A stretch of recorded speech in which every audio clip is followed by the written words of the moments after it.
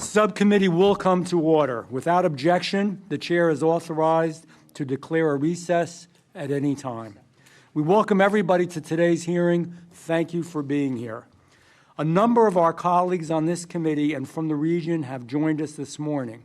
Without objection, Mr. Klein, Ms. Lee, Mr. Fry, Mr. Knott, Mr. Harris, Mr. Harrigan, Mr. Moore, Mr. Norman, Mr. Edwards, Mr. Rouser, Mr. McDonald, Mr. Kiley, Ms. Ross, and Ms. Adams will be permitted to participate in today's hearing for the purpose of questioning the witnesses, and they each will receive 5 minutes for that purpose.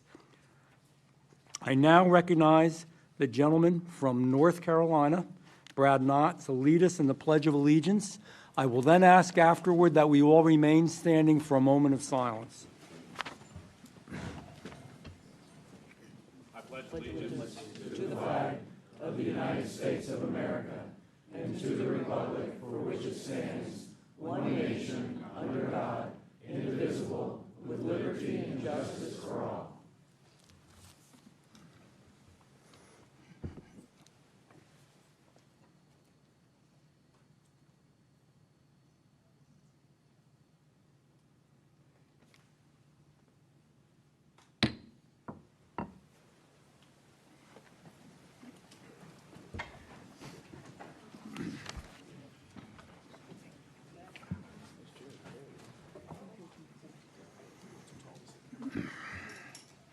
Good morning again. I want to welcome everyone once again to today's hearing. I want this to be a good and productive hearing. I think there are a number of us who are going to be very candid, including some of the witnesses. Perhaps it's sometimes blunt. I respect my colleagues on the other side greatly. However, I fundamentally disagree in a number of things that happen that have been highlighted by the stories we're going to hear today. I do wish that more members from the other side of the aisle were here.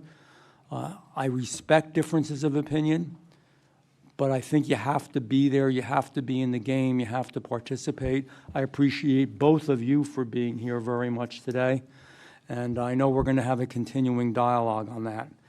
You know, today we're here in Charlotte, North Carolina, but this committee, and I've been on it, has also been to Philadelphia.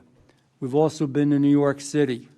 We've also worked each and every day in Washington, D.C. And you know, when we went to Philly, we saw progressive DA Larry Krasner allow more than 400 murders to happen that year. And his office dismissed 70%, not 7%, 70% of those crimes. The committee's been in New York City, and there we saw DA Alvin Bragg let crime surge while he focused on politicizing his office and on politics. He even tried to throw a bodega clerk in jail that was defending himself from violence. Every time the committee visits a new city when we do these field hearings, which is a good thing to do, the story is the same. The faces may be different, the accents may be different, the city may look different, but the same story. We're mourning for innocent lives that have been lost. Hearing from families who've been shattered, have been broken apart, have been destroyed. And there are no words we can say. We were talking on the bus ride here, a few of us. You know, when something like this happens to a daughter or a son, a brother or a sister, a mother or a father, there are no words. There are no words that I can say to some of the people on the panel today that ever make it right. I know that. I never say I know how you feel, because I don't know how you feel. I can never know how some of you feel. I pray to God that I don't know how you feel. The latest name we speak of is Irina Zarutska, a young woman with her whole life ahead of her, one who fled an actual war zone to chase the American dream. She wanted to be here so badly, I think some of you may know that when she was murdered, her parents requested that she be actually buried here in America because she loved America so much. And what's perverse about all this, it wasn't in the battlefields of Ukraine where she lost her life. It was right here on an American street in an American city. It's unacceptable. We're tired of it. We're sick of it. It's sickening. And you know, ladies and gentlemen, we don't have to accept it. It doesn't have to be this way. Bad leaders let this happen, weak leaders. And it's not just crime policy, and I'm going to just, the only time I think today I'm going to digress, but it's an odd time in American history where we have, I think, some really bad ideology, perverse and bizarre thoughts and ways of going about things. You know, whether it was the open borders where we allowed, you know, folks will say, well, borders always to some degree were open and we had some illegals in this country, but we never had illegals who were also criminals and drug lords and drug dealers and murderers and people who assaulted other individuals on the terror watch list. Or whether it's children in our schools. I'm trying to paint the picture of, I don't understand what some of the thought process is in what we're doing in our country when we say that our children can work with politicians, administrators, and others to change their gender, to change their name, to change their pronouns. Or in foreign aid, when around the world we're spending your tax dollars for transgender opera, or drag queen shows, or bizarre studies around the world of prostitutes. And I'm not making this stuff up. That's the sad part. Or men competing in women's sports. None of that has specifically to do what's going on, what's happening here today, but it does, because we're doing things to ourselves as a nation that makes no sense to me. That makes no sense to most of the Americans that I meet when I'm in any town, any city, or in my home district. I just don't get it. It's just not natural. You know, I have to ask, why don't, when we come back to what happened here to these victims, why is it that some of these leaders don't show more compassion for, they do show more compassion for criminals, but not the victims? Somebody came up to me, I was talking to him about this very issue, a regular constituent, and said, why do we abandon our victims but have heart and empathy for the criminals? I didn't have an answer. What are we doing? I don't know. Why are judges, elected officials, leftist nonprofits, and activist groups doing all they can to make our streets more dangerous? I don't know how else to say it. It's purposeful. It's not accidental. Let's talk about, you know, why we're here. A magistrate judge let this killer walk free even after his own mother said he was dangerous and that he was a real problem and she was concerned. His own mother. The magistrate judge said, well, this is the 14th time he committed a crime, but, you know, I think it'll be his last because he signed a handwritten note that he's going to be good. Seriously? Are we serious about that? You're looking us straight in the face and saying that? You don't need a degree to know that it's absurd. You don't need to be an attorney or a judge to know that it's wrong. You don't have to have a high-ranking title to know that it doesn't make sense. All you need is common sense and empathy and a heart and the desire to see this nation to be the best nation that it can possibly be. But he was allowed to walk our streets. And now a young woman, and there's other stories, it's not the only story, but this young, beautiful woman with her entire future in front of her, working 3 jobs, living the American dream, believing in America, she's gone. This hearing's not going to bring her back. Your testimony's not going to bring her back. The good people who are here watching is not going to bring her back. There's nothing we can do except to make sure that her life has meaning. So if it has meaning, it means we stop doing this, that we stop putting bad people back on the street. And you know, it's something we can relate to because millions of Americans around the country use transit every day. You know, in Charlotte, there's a great group of people who are really working here to make the transit even better and safer and are doing wonderful things. We have to allow them to do that. We need the laws, we need the judges, we need the attorneys, we need the attorneys general, we need the prosecutors and DAs to do the right thing, to do their damn job. You know, Irina didn't even speak to this man. Anybody ever see, did you ever see the video on it? It's sickening, it's heartbreaking. Young girl, kind of tired from just finishing an 8-hour shift. She slips into her seat, doesn't bother anybody. And this, I don't want to say the words, this individual comes behind her and just thrusts a knife into her and takes the life from her. She didn't provoke him. She didn't hurt him. She didn't yell at him. She didn't look at him. She probably didn't even see him. But she was murdered. It could be me. It could be you. It could be any member on this panel. It could be your brother, your sister, your mother, your father, your daughter, your son. And when you think about this issue, think about it that way. Think how you would feel if it was someone you knew and loved that was in your family. We can't live like this. We don't want to live like this. And here's the catch. There's absolutely no reason for us to live like this. And you know, when we do this, what's happened in the past, in this incident and many others, it tells Americans one thing, something they don't want to hear, that their safety and their values comes last. We must be tough on crime. I'm not talking about minor victimless crime. You know what I'm talking about. Cruel, harsh assaults, murders, beatings, the things we know that are out there. Repetitive crime over and over again. You know, my friends and my colleagues on the other side of the aisle like to talk about gun laws, you know, on legal people who legally own guns. I'm not going to talk about that today. But this individual had a problem with illegal guns. And we all can agree on that we should crack down on those who steal guns or use them illegally or who are criminals. Violent criminals should be behind bars. We've got to keep them there. We've got to stop the cashless bail. And we must put good, law-abiding Americans first.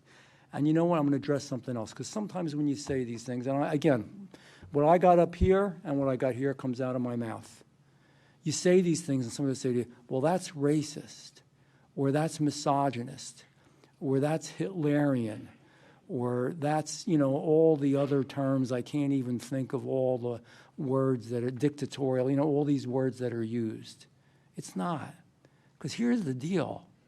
Whether you're an African American, whether you're white, whether you're Asian, whether you're Hispanic, whether you're gay, whether you're straight, damn it, you want to be safe when you go out in your streets.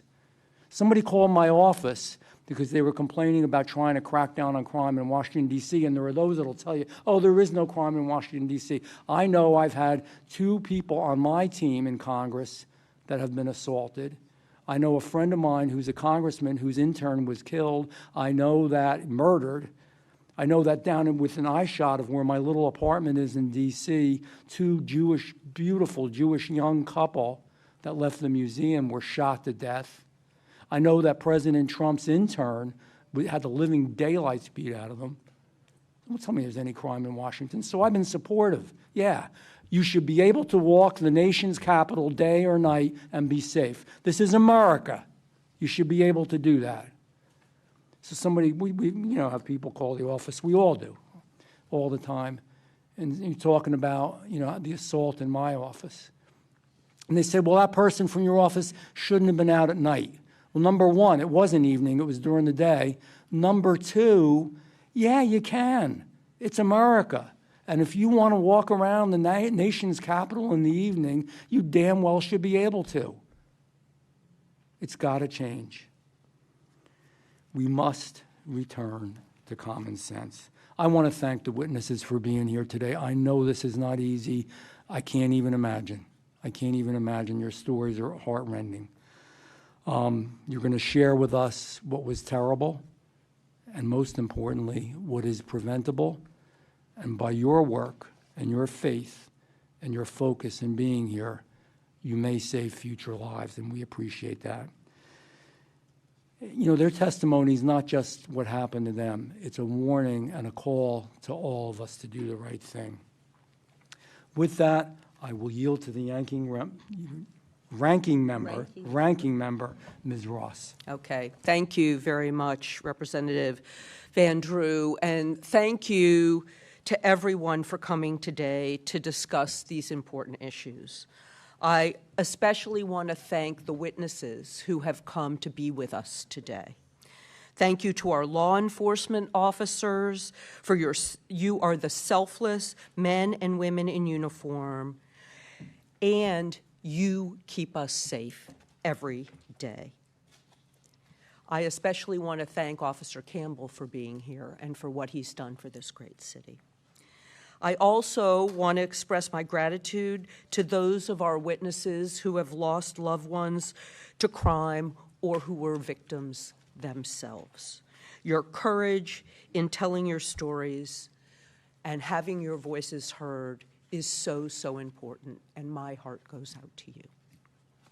Before I get started, I also want to express my deepest, deepest condolences to the family of Irina Zarutska. What happened to her is simply unimaginable and unconscionable.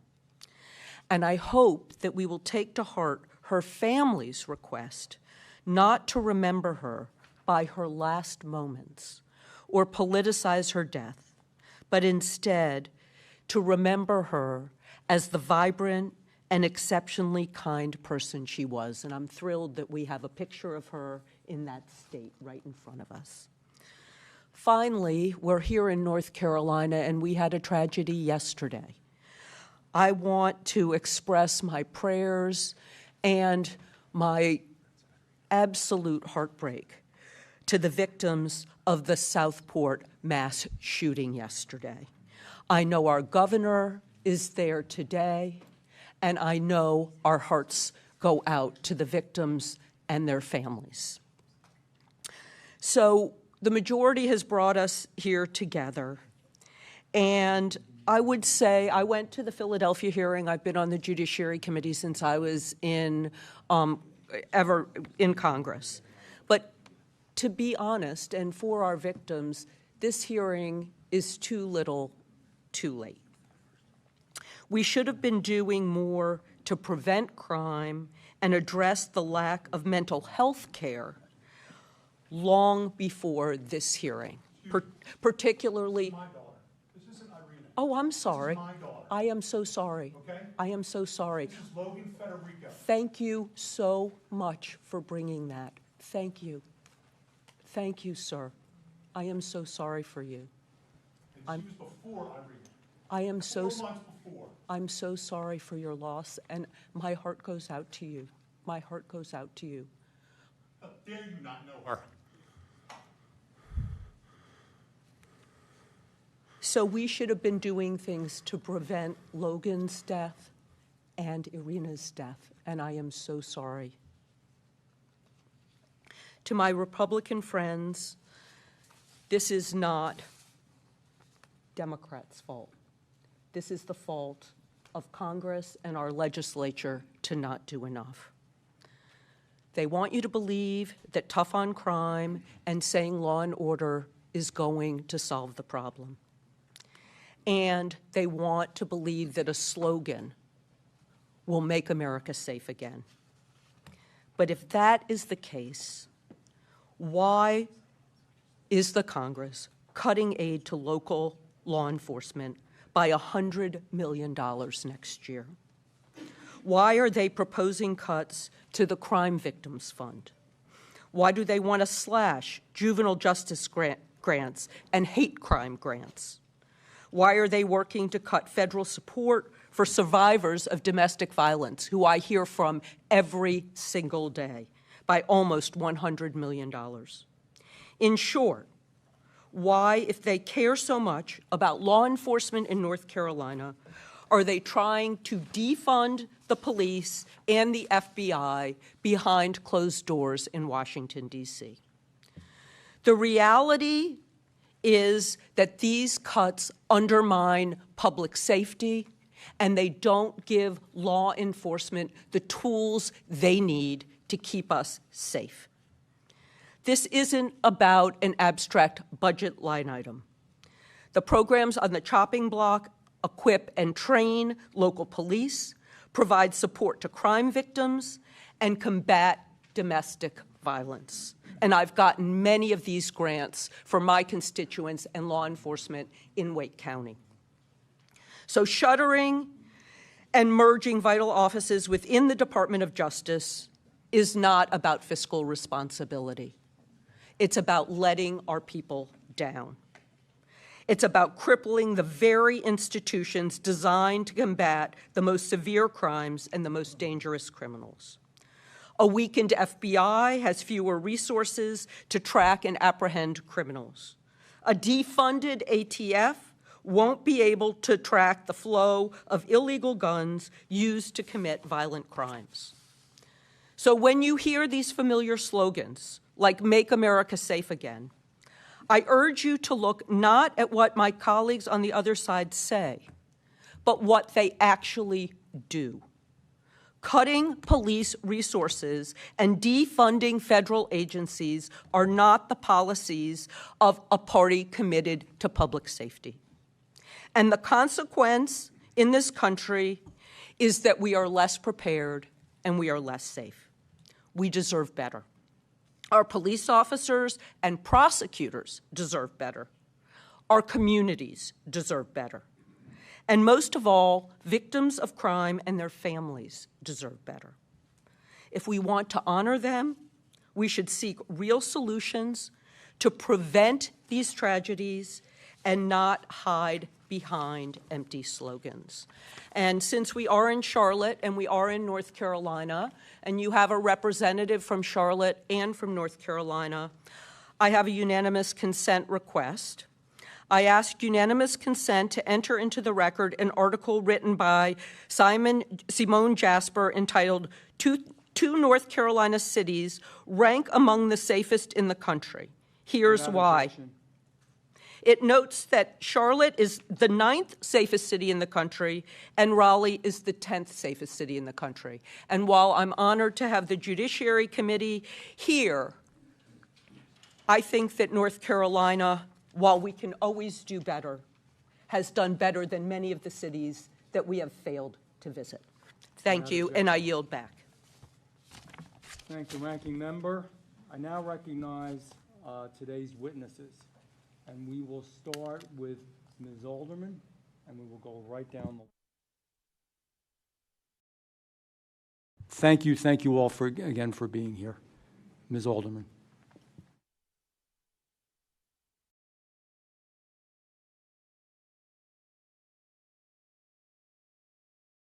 Members of the committee, thank you for allowing me to speak today. My name is Mia Alderman. I'm the grandmother of Mary Collins. Mary Collins. Mary was sadistically tortured. She was tortured. She was brutally murdered in Charlotte, North Carolina in 2020. This is 2025 and a half. Mary was only 20 years old when her life was taken in the most horrific way imaginable. She was bludgeoned in the head. She was stabbed over 130 times. Mary was then bled out in a bathtub. All of Mary's blood went down into the Charlotte sewer system. Mary was then wrapped in plastic and hidden inside a mattress, while myself and my family and then members of the community tried to get to Mary. I myself was inside the apartment yelling Mary's name.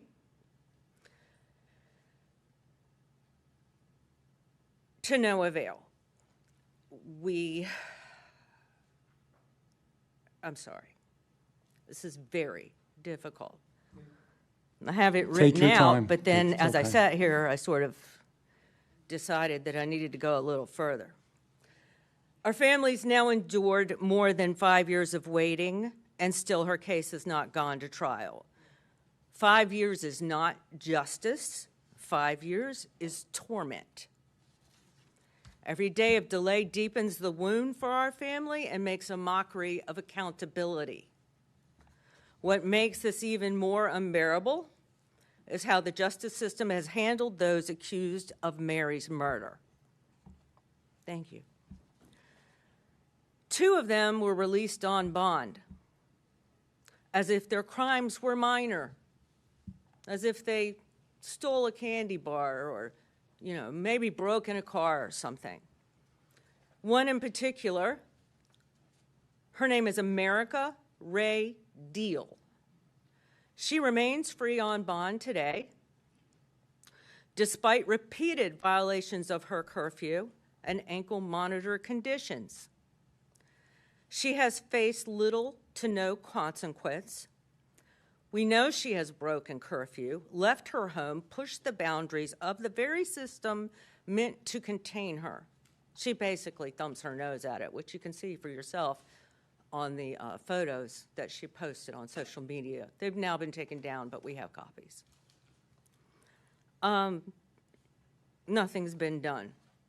How can someone accused of such cruelty walk free while we, Mary's family, serve a life sentence of grief? The failures did not begin in the courtroom.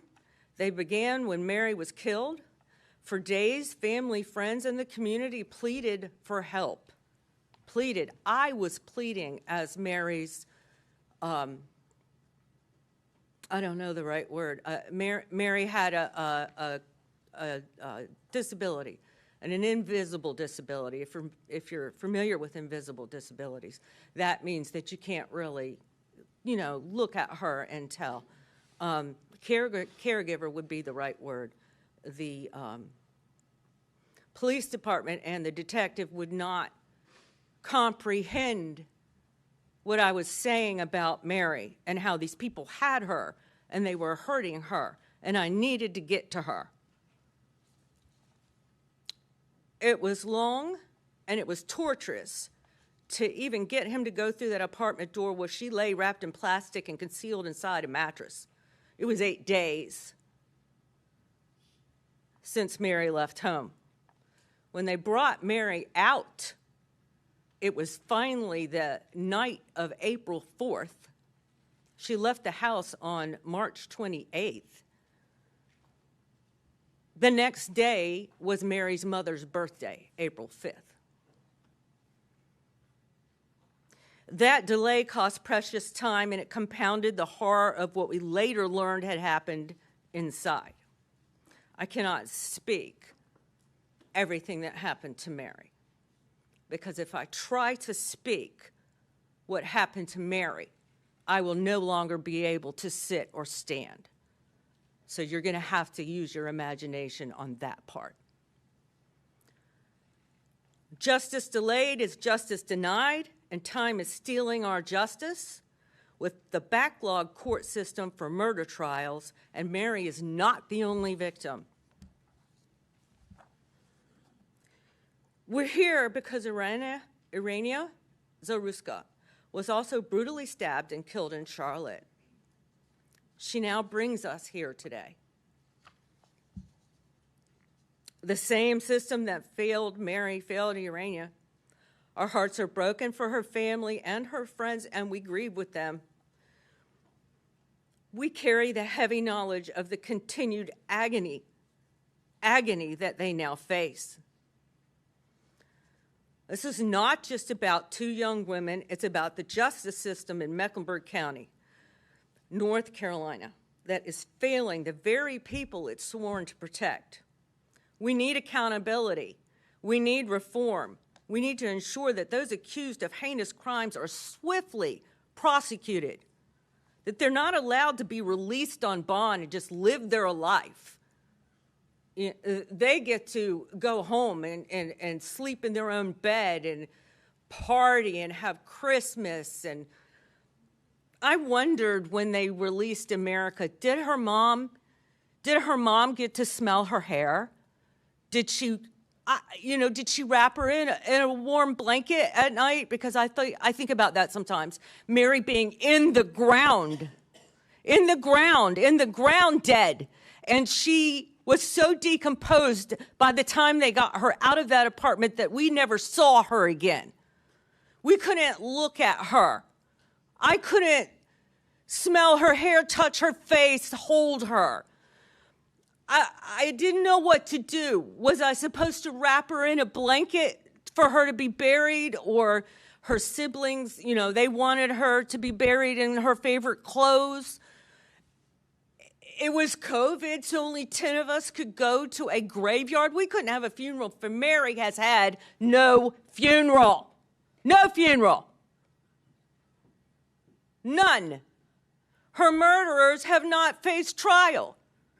They've been out free on bond, and we had to go to a cemetery where there was a casket that they told us Mary was inside, and only 10 of us could go.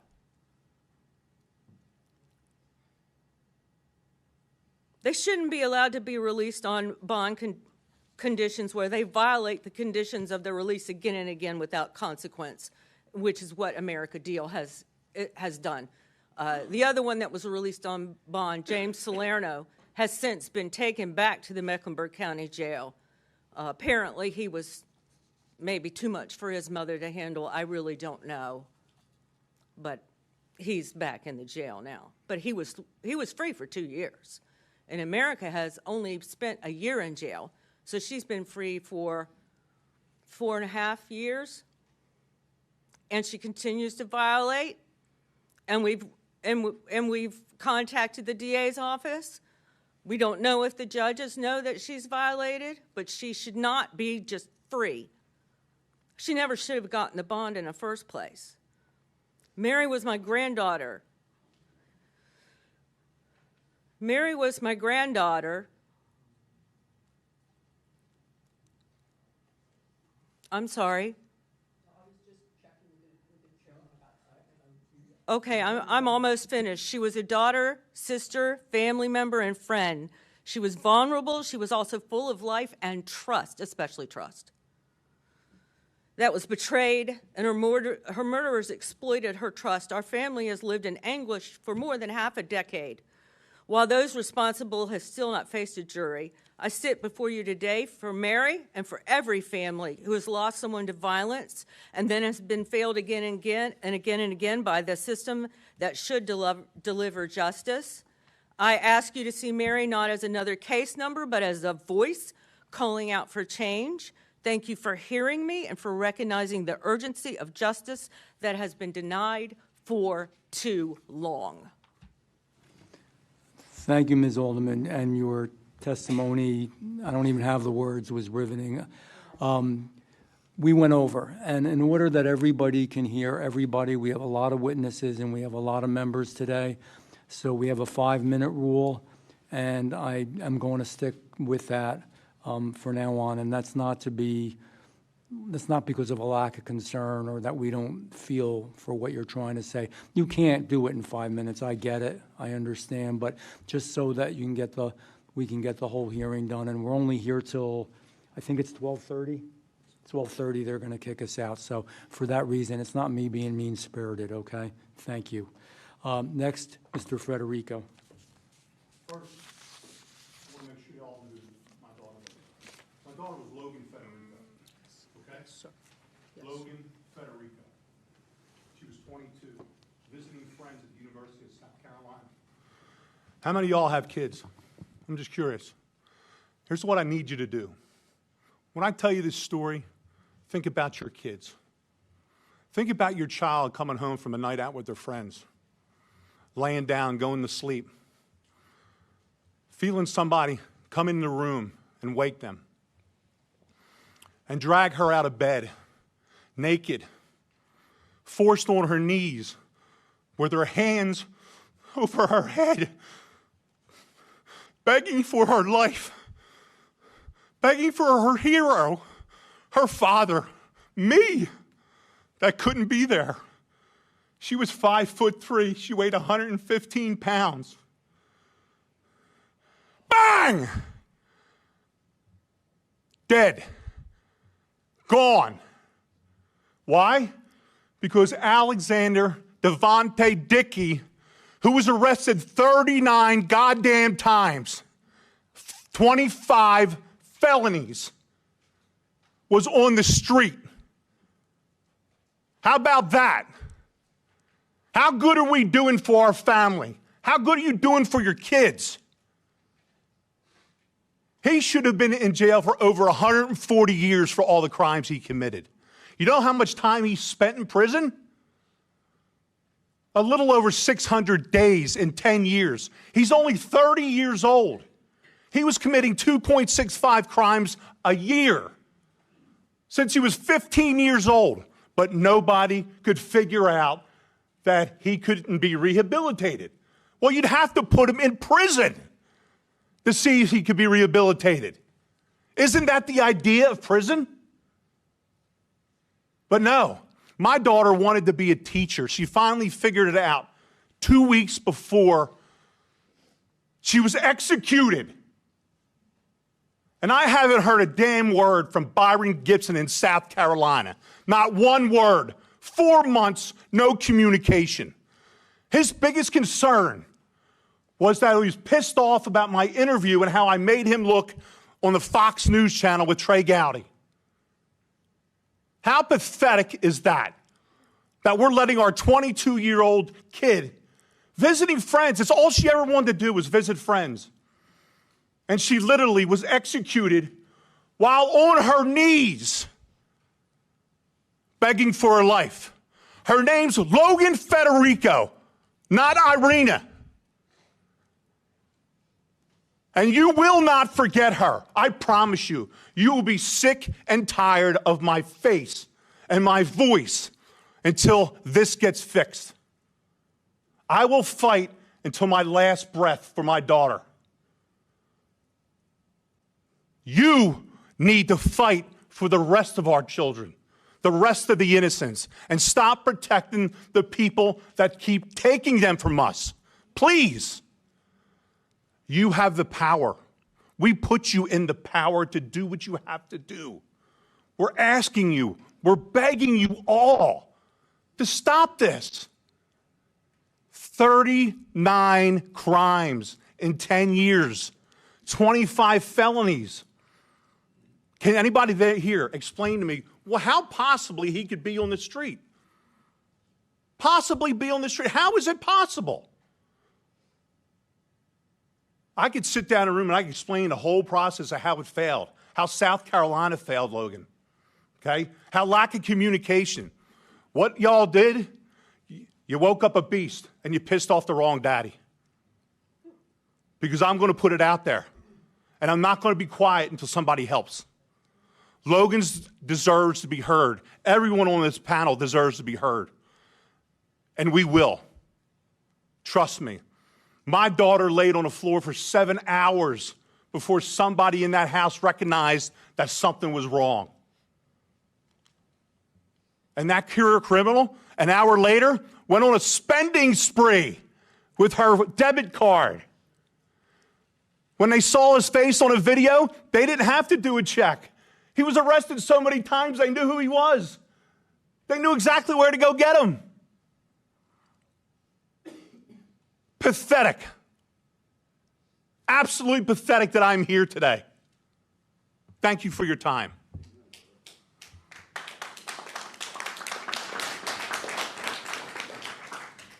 Thank you. Officer Campbell. Good morning. First, I want to say for the record that I'm not here to represent the Charlotte-Mecklenburg Police Department.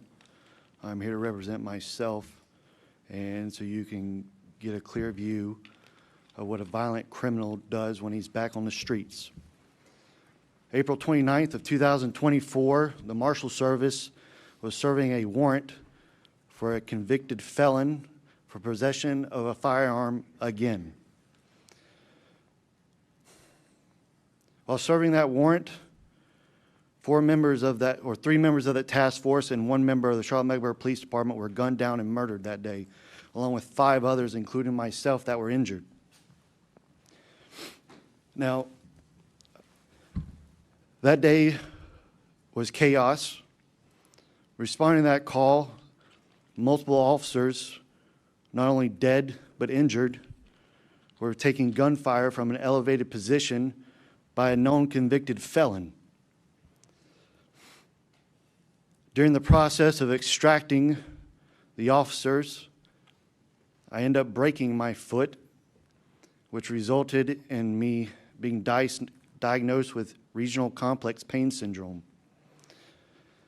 It's a miserable diagnosis which led to the amputation of my right foot.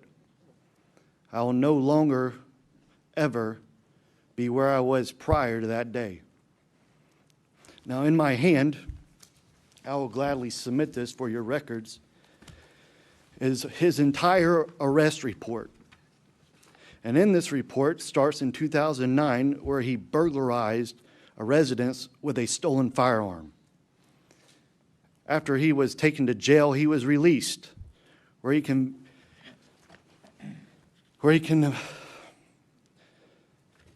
committed multiple other offenses prior to him going to prison. He was released from prison and again continuously committed violent crimes with firearms. Now I ask you, why is it that we take people who commit these heinous crimes and we do not hold them accountable for their actions? We sit there and we try to give it a reason as a mental health issue or some other type of issues that realistically doesn't take blame. Now, the judicial system here in Mecklenburg County, I can speak firsthand, is trash. And I'll say it again over and over again. And I'll take the repercussions, what comes next after me saying that. But the magistrate system here has no idea what they are doing. This cashless bail system is a joke. I believe in my heart that if you commit a crime against another person violently, that you should not have a bond. That you should sit in jail until your time comes. Now, there's a lot more that I could say angrily, but I'm trying to swallow my emotions because I've seen multiple committees such as this one, and words are exchanged, but action never comes to it. So I'm going to ask you guys, all of you, to at some point look at us and look at the future victims, because there will be more. And say, at what point do we hold them accountable for their actions and stop playing this political circus game? And I will yield back the rest of my time. Give it to someone else. I'm going to thank you very much. I'm going to take a second just to say, I really do believe, and I do, I wouldn't be here, that we do want to do something. This makes me sick to my stomach. I'm angry about it, and I haven't lost a loved one, so I can't imagine. The system, the way that it's set up, makes it so damn difficult to straighten things out. That's what each and every one of you are feeling. Because by the time you change magistrates and change Superior Court justices and to change prosecutors and to change attorneys general, and I can go on through the list, it doesn't happen in one day. But I believe by the constant, relentless pounding that we're going to give, and we will support you shoulder to shoulder. I'll stand anywhere, and I know this committee, well, at least most of us will, anywhere, shoulder to shoulder with you, and make sure you get the support you need. So it's not a political show. It's not just to, get on television or whatever the hell it is. It's because I want it to stop. Because I mean this. It could be my kid. It could be my family, my wife, anybody. All of us, everybody who's here knows that intuitively. It could be any of us. So it's not only you. You are not alone. We're sick and tired and disgusted, and we're going to keep pushing on this and keep speaking out. Political correctness is bull. It's time to do the right thing. Absolutely. Thank you. Mr. Woody. Good morning. Chairman Van Drew, members of the committee, thank you for holding this critical hearing in Charlotte. I'm Michael Woody. I'm North Carolina Chairman of the National Association for Bail Agents. I come before you today not only as an expert on secure bail, but as a lifelong North Carolina resident, a father, a grandfather, a former law enforcement professional, who has witnessed firsthand how the no-cash bail policies have devastated our communities and our families. It's a shame that we had to wait until August 22nd, 2025, just 5 short weeks ago, that Irina Zarutska, the 23-year-old Ukrainian refugee who survived the war zone and fled to safety in America, was brutally murdered on the Lynx light rail system in Charlotte.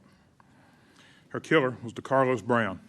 He was a repeat offender with 14 prior arrests and released unsecured bail, cashless bail, on his own recognizance earlier this year at that.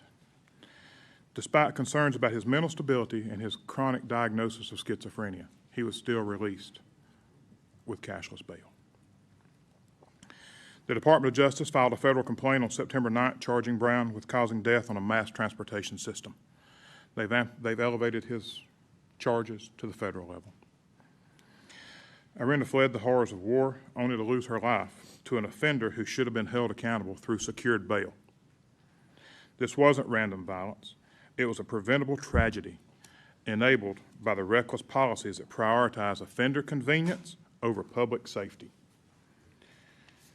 Here in Mecklenburg County, courts have embraced what they call reform, unsecured bonds, and taxpayer-funded pretrial release programs. While studies show mixed results on appearance rate, the fundamental problem remains. Unsecured release removes the accountability that comes when families and communities have financial stakes in ensuring compliance. Meanwhile, stakeholders report ongoing cycles of missed court appearances and rearrest. When offenders fail to appear in court, the courts must continue their cases in absence and even sentence them in absentia, costing taxpayers enormous resources while denying victims their right to provide impact statements, such as you've heard today. And offenders with serious mental health issues, such as Brown, are released without the evaluation and treatment that could prevent these tragedies. These policies aren't just dangerous, they're expensive. Mecklenburg County alone has spent $345,000 in local taxpayer funds for new pretrial staff. They've wasted over $1.6 million in federal grants and at least $3.3 million in a private foundation money. The county now reports $3.87 million total they spent to put these offenders back on the street with no accountability. That's over $5 million to operate a system parallel to secure bail, which worked effectively and cost taxpayers nothing and provided more security for families. This is the definition of government waste, multiple bureaucracies, and millions in expenses to avoid using the system that required no taxpayer investment. Every missed court date delays justice for victims. Every repeat offense creates new victims who should have been protected. Unlike states with mandatory victim notification, North Carolina can leave victims in the dark unless they go in themselves and sign up for the North Carolina Saving Program, which is a victim notification program. The victim has to do that themselves. That should be done automatic by your local prosecutors or your local courts. Contrast this with secure bail, where family and community co-signers create layers of accountability and communication. When someone has financial skin in the game, they ensure compliance. When release is free, accountability and safety disappear. The evidence is clear. Secure bail enlists families in ensuring court appearances while protecting communities and families, all without any taxpayer cost. Members of the committee, North Carolina's experience proves that compassionate policies that ignore accountability are neither compassionate nor effective. You've heard that from 3 prior witnesses today. Federal funding should strengthen systems that protect victims and ensure court appearances, not subsidize failed experiments to endanger innocent people like Irina and these lovely ladies here. I urge this committee to stop rewarding failure with federal dollars, support North Carolina's bipartisan Irina's Law that targets these dangerous policies, restores accountability, protects victims, and ensures justice and fairness. Thank you. Thank you, Ms. King. Good morning, Chairman Van Drew and the distinguished members of the subcommittee. Thank you for inviting me to participate in today's hearing on victims of violent crime. This testimony provided to you today is through my personal capacity as a private citizen and native of this community, and based upon my professional experience. My name is Dena King, and I'm an attorney. I've always known I wanted to be an attorney because I wanted to help my community, serve justice, and uphold the law. I spent 19 years, nearly 2 decades, as a prosecutor, serving both as a state and a federal prosecutor. I started my legal career as a state prosecutor here in Mecklenburg County, where in addition to prosecuting crimes, I also worked in our mental health and drug courts. It was within that role that I saw firsthand the intersection between mental health and substance abuse issues within our criminal justice system. These specialized treatment courts demonstrated exactly what long-term studies have shown, that these courts significantly reduce recidivism. As a federal prosecutor, I was a member and leader of the Organized Crime Drug Enforcement Task Force, formerly referred to as OCDETF, whereby through prosecutions I identified, disrupted, and dismantled major organized crime, violent, and drug trafficking organizations.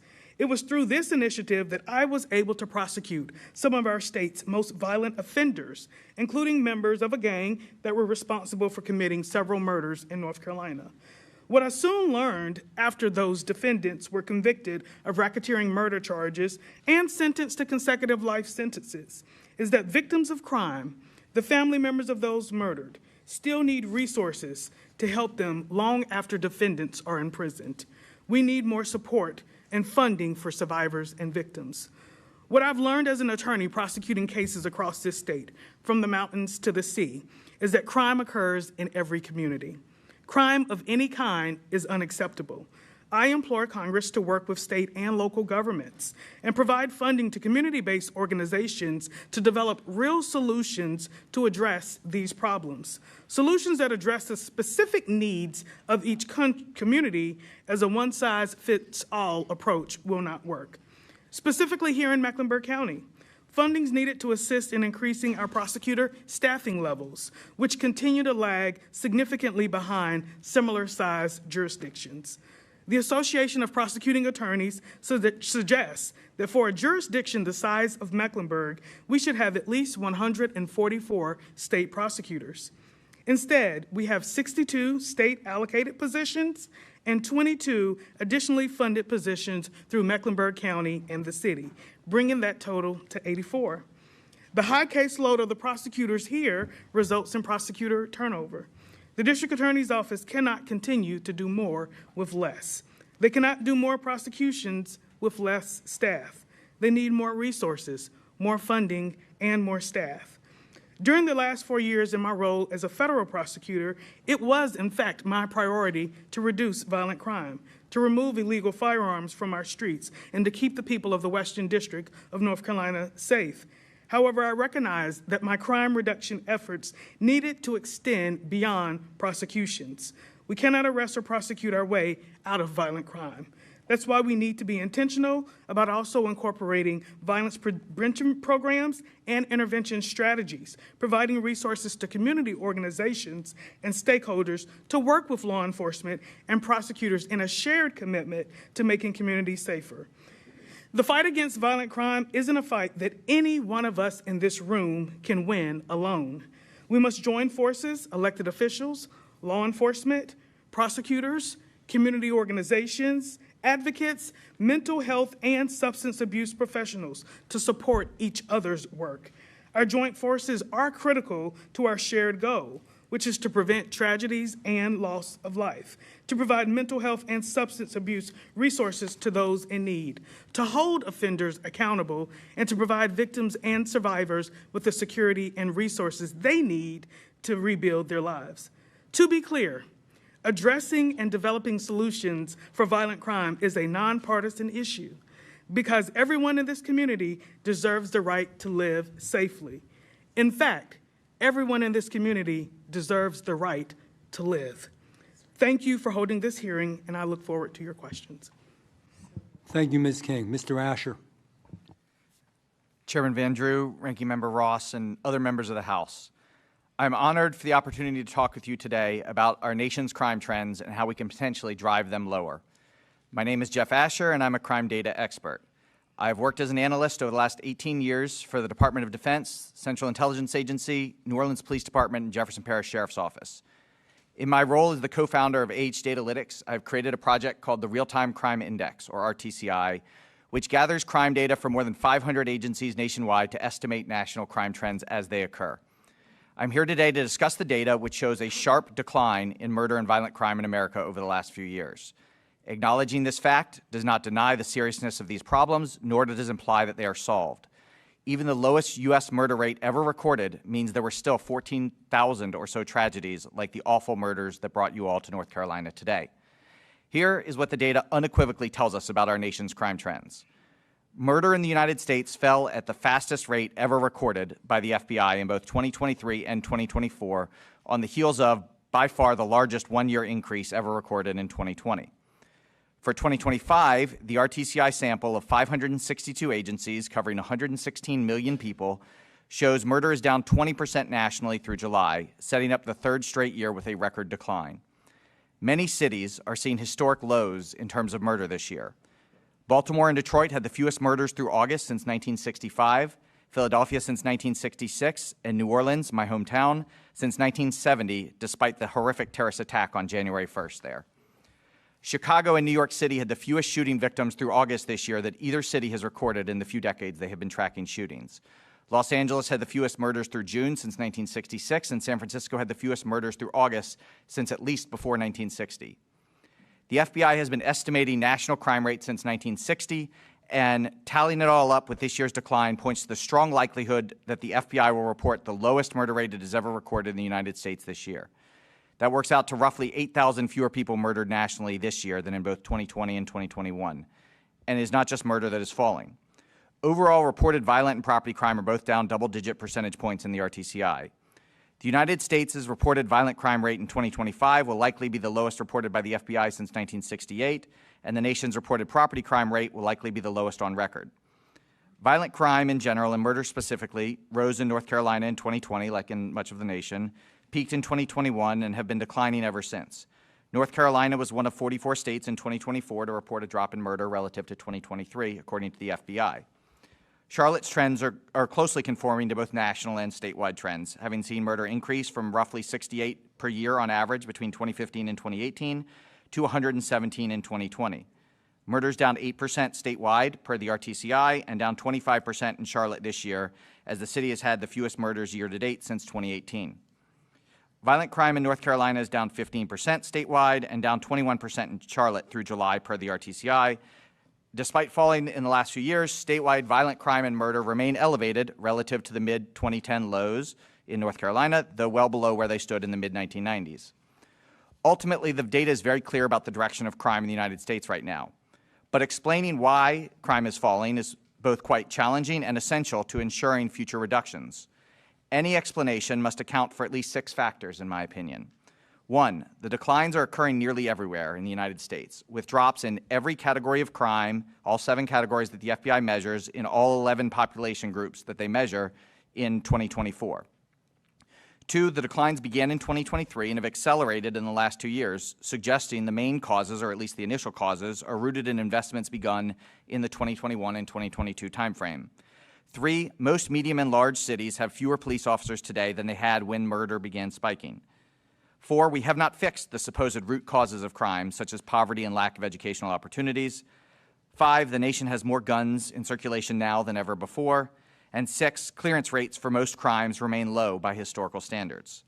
Acknowledging what is borne out in the data, a drop in murder and other reported crime presents a golden opportunity to better understand why this is happening. The critical task now, in my opinion, is to understand what is driving our crime trends down so that policymakers at the local, state, and national levels can have the tools to better bring about falling crime everywhere. Thank you. And Mr. Chairman, I apologize, but I'm going to have to leave at noon to catch a flight back home. Understood. Thank you for being here. We are now going to ask you all to rise. We're going to swear you in.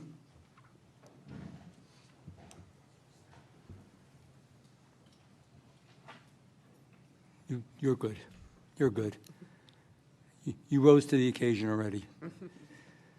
Do you swear or affirm under penalty of perjury the testimony you have just given and are about to give is true and correct to the best of your knowledge, information, and belief, so help you God? Yes.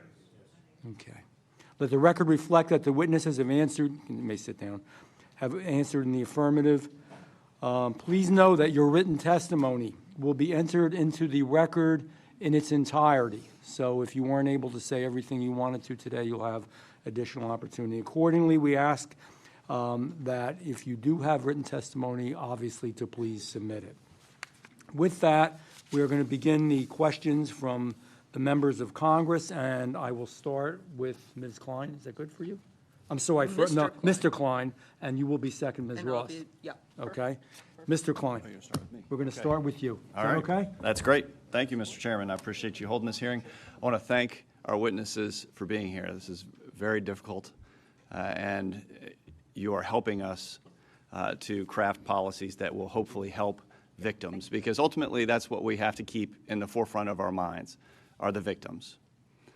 We can get lost in the numbers a lot of times, but what we have to do is remember that each crime has a victim, and each victim has to be remembered, and have us to stand up for them.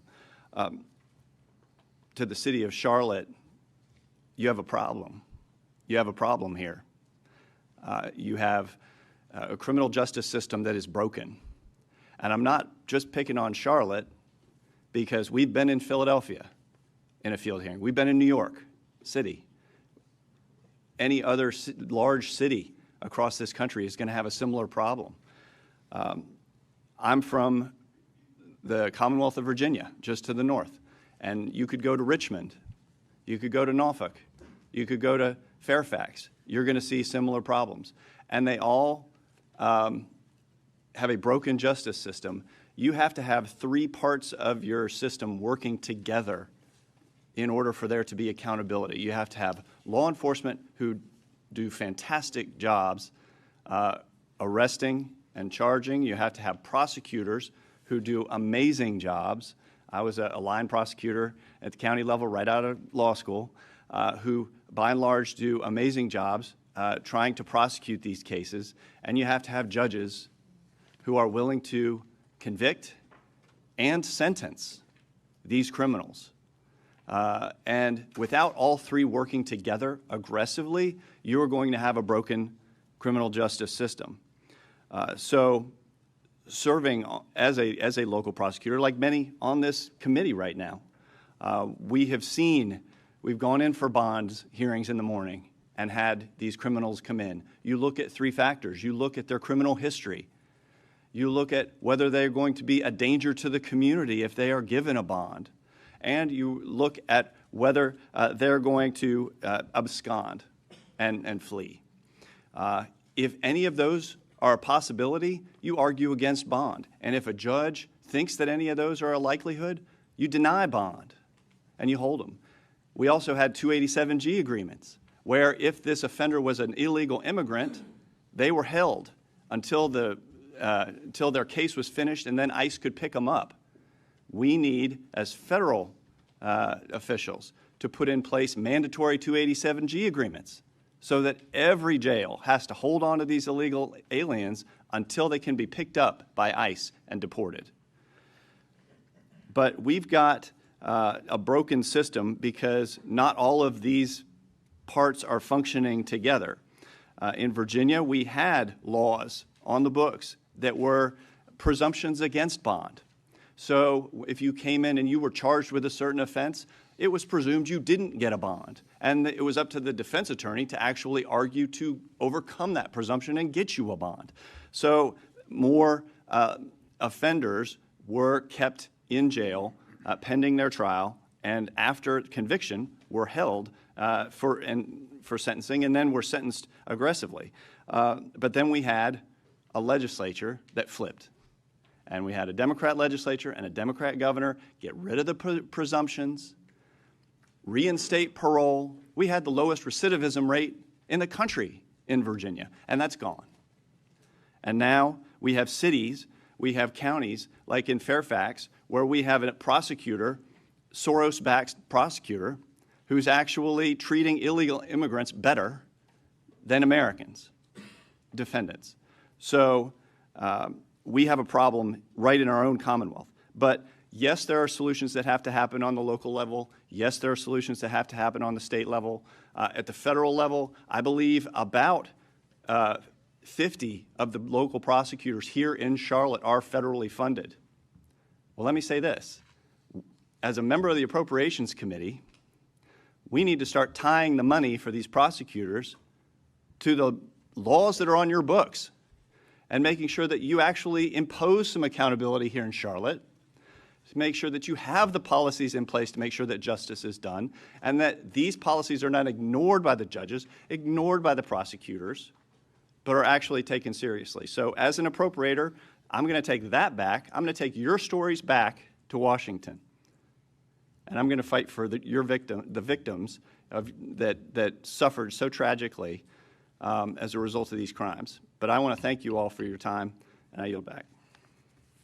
Thank you, Mr. Klein. Ms. Ross, the gentlelady from North Carolina. Thank you, Chair Van Drew.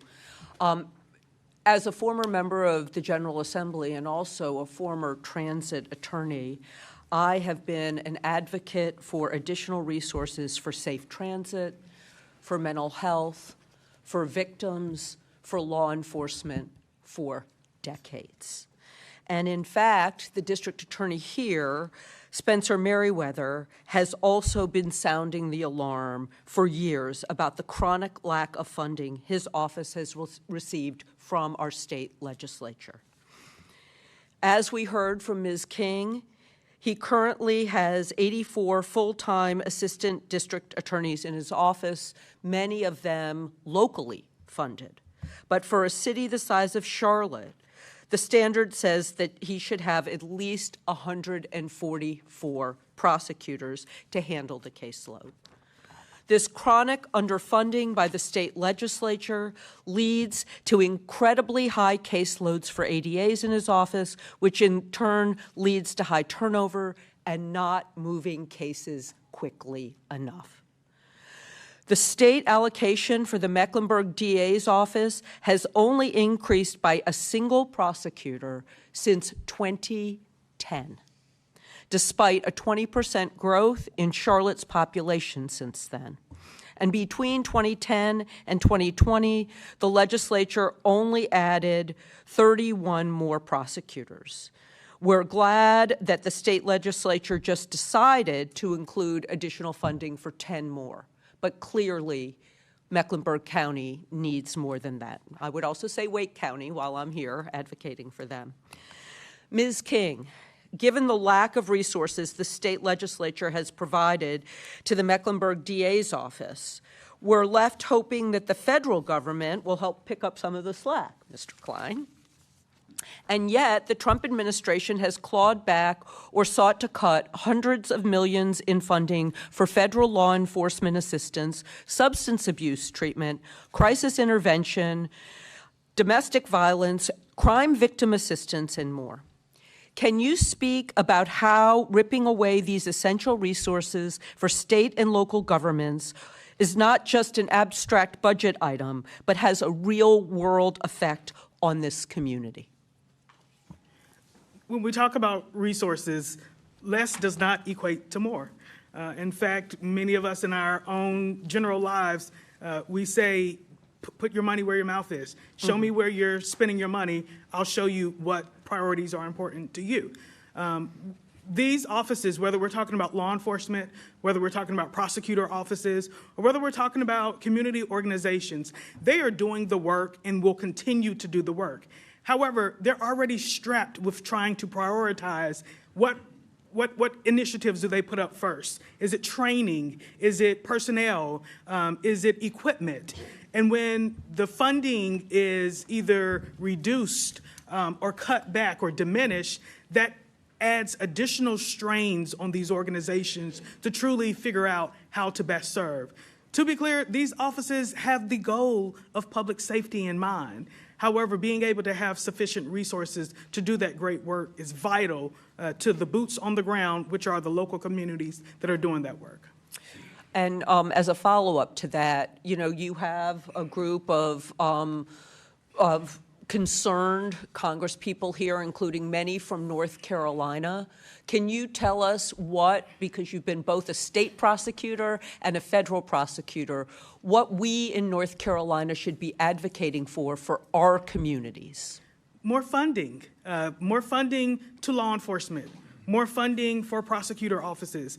One example that I'll give you is anytime a prosecutor's office, for an example, is strapped with resources, they are having to decide whether or not to maybe fill vacant positions. We're talking about unfunded positions, filling vacant positions.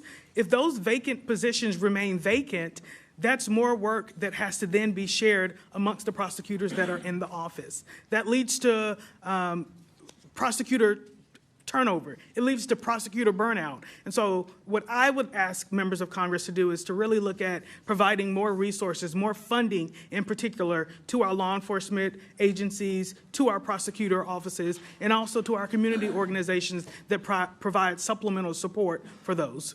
Thank you very much. And Mr. Chairman, I have a unanimous consent request. I ask for unanimous consent to enter into the record an article titled, "As Mecklenburg Weighs Budget Priorities, Court Leaders Barely Getting By Ask for Help," dated February 18th, 2025. Without objection. Thank you. I yield back. Thank you. I'm going to claim my time. Just have a few thoughts here, so bear with me. Some words were mentioned about the Crime Victims Fund and cuts and so forth. Let me just point out that this fund was down actually during the Biden administration because they failed to collect so many fines against criminals. Good to know. Some grant money was pulled from certain NGOs, not profits. And I'm going to tell you why. Because they were spending money. You know, it's important to realize here, money matters. Ms. King, you're right, money matters. But if you're spending the money on the wrong stuff over and over again and continuing bad policies over and over again, the money doesn't matter. In fact, maybe the money hurts because you're pushing these philosophies and these standards and what's happening in our country down everybody's throat, and you got the money to do it. So that's not always a good thing. More money to really enforce the law? Absolutely. And I know Mr. Klein well, and I know that he will fight for that. But we have to do the right thing. So some of these were funding to groups and NGOs that were pushing the exact opposite what the majority of you want and the vast majority of Americans want. Just a few questions here that I had.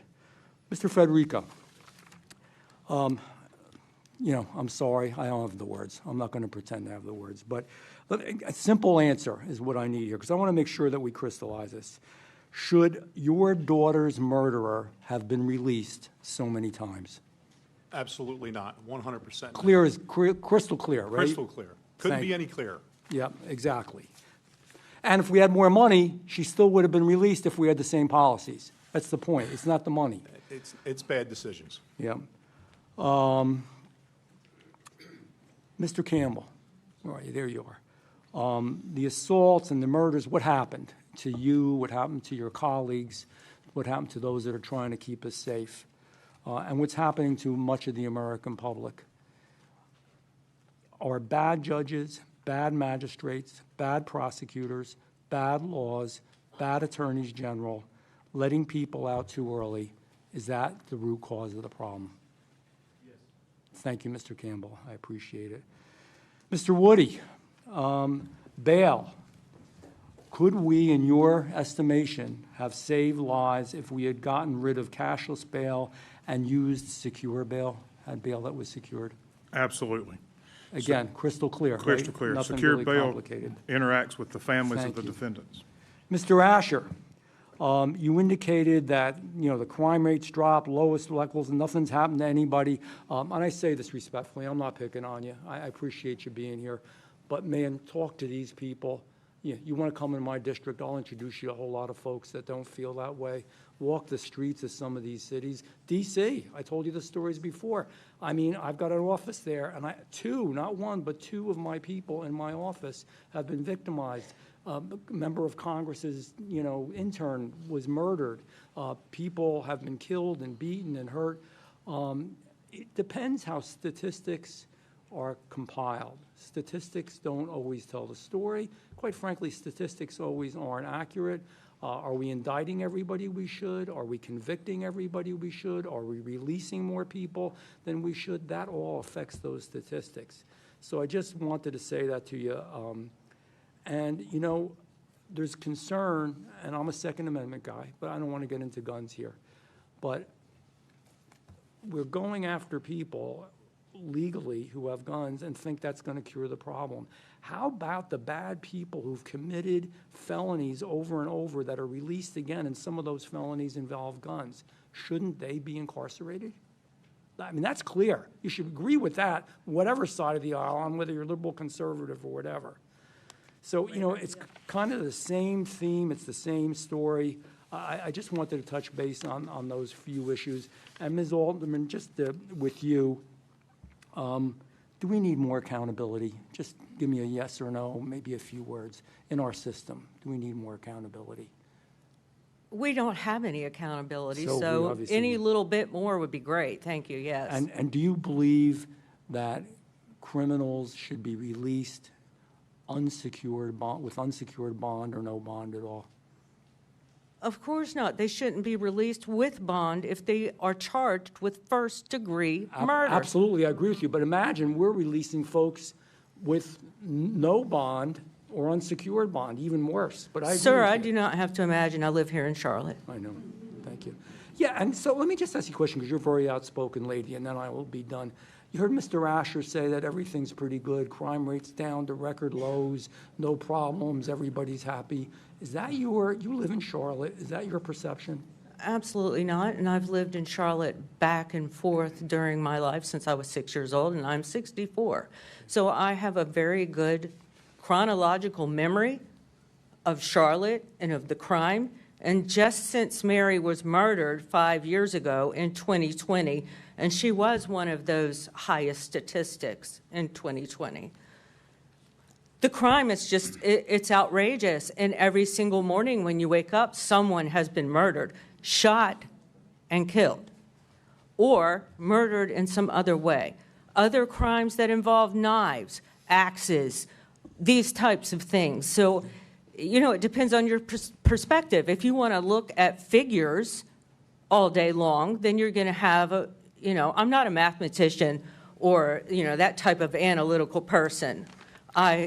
I'm telling you, I know I don't that you feel are. safe. I know that you are. And that last thing I would say, and again, respectfully, Mr. Asher, you know, I have an old rule when people are talking about what people are thinking in politics and public policy and government. Say, come on, come walk the streets. Walk the streets with me. You should walk the streets with these people and talk to what's going on out there. I don't know what your numbers are, but I think a lot of us know what's going on.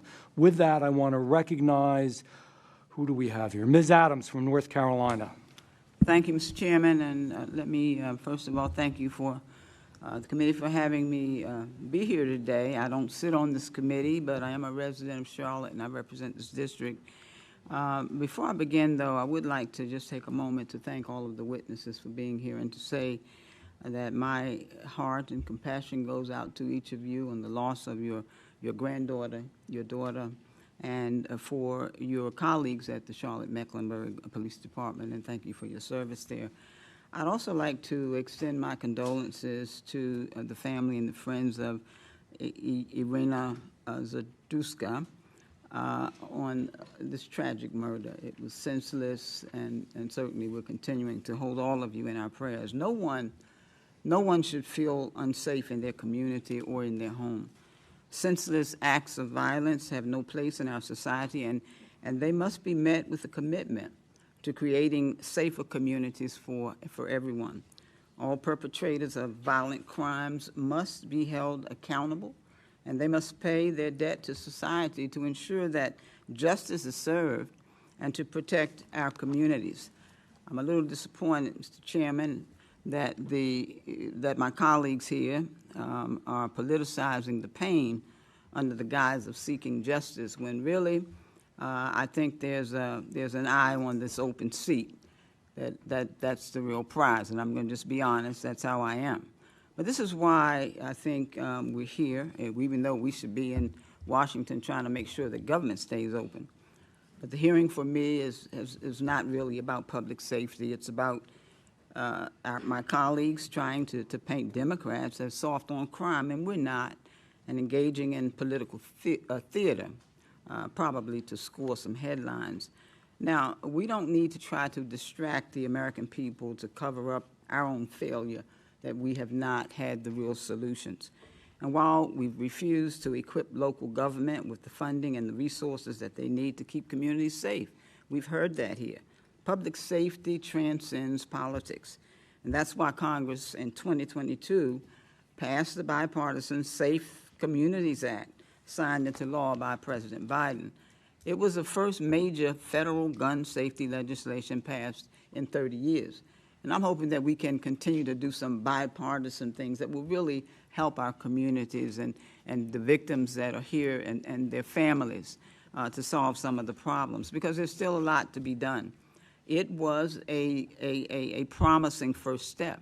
However, President Trump is now defunding the programs that bill created, cutting off resources for school safety, for community violence intervention and crisis response, for mental health services. These are proven community-driven strategies that save lives. So gutting them doesn't make us safer. It puts more of us at greater risk of violence. And over the past several years, local officials in Charlotte have been committed to making this city a safer place, and I commend the council and those who have been working to do that. This year, the Charlotte-Mecklenburg Police Department's mid-year public safety statistics show violent crime is down 25%, including a 29% reduction in homicides. And so the City Council and the Metropolitan Transit Commission here in Charlotte have doubled the number of Charlotte area transit system security personnel.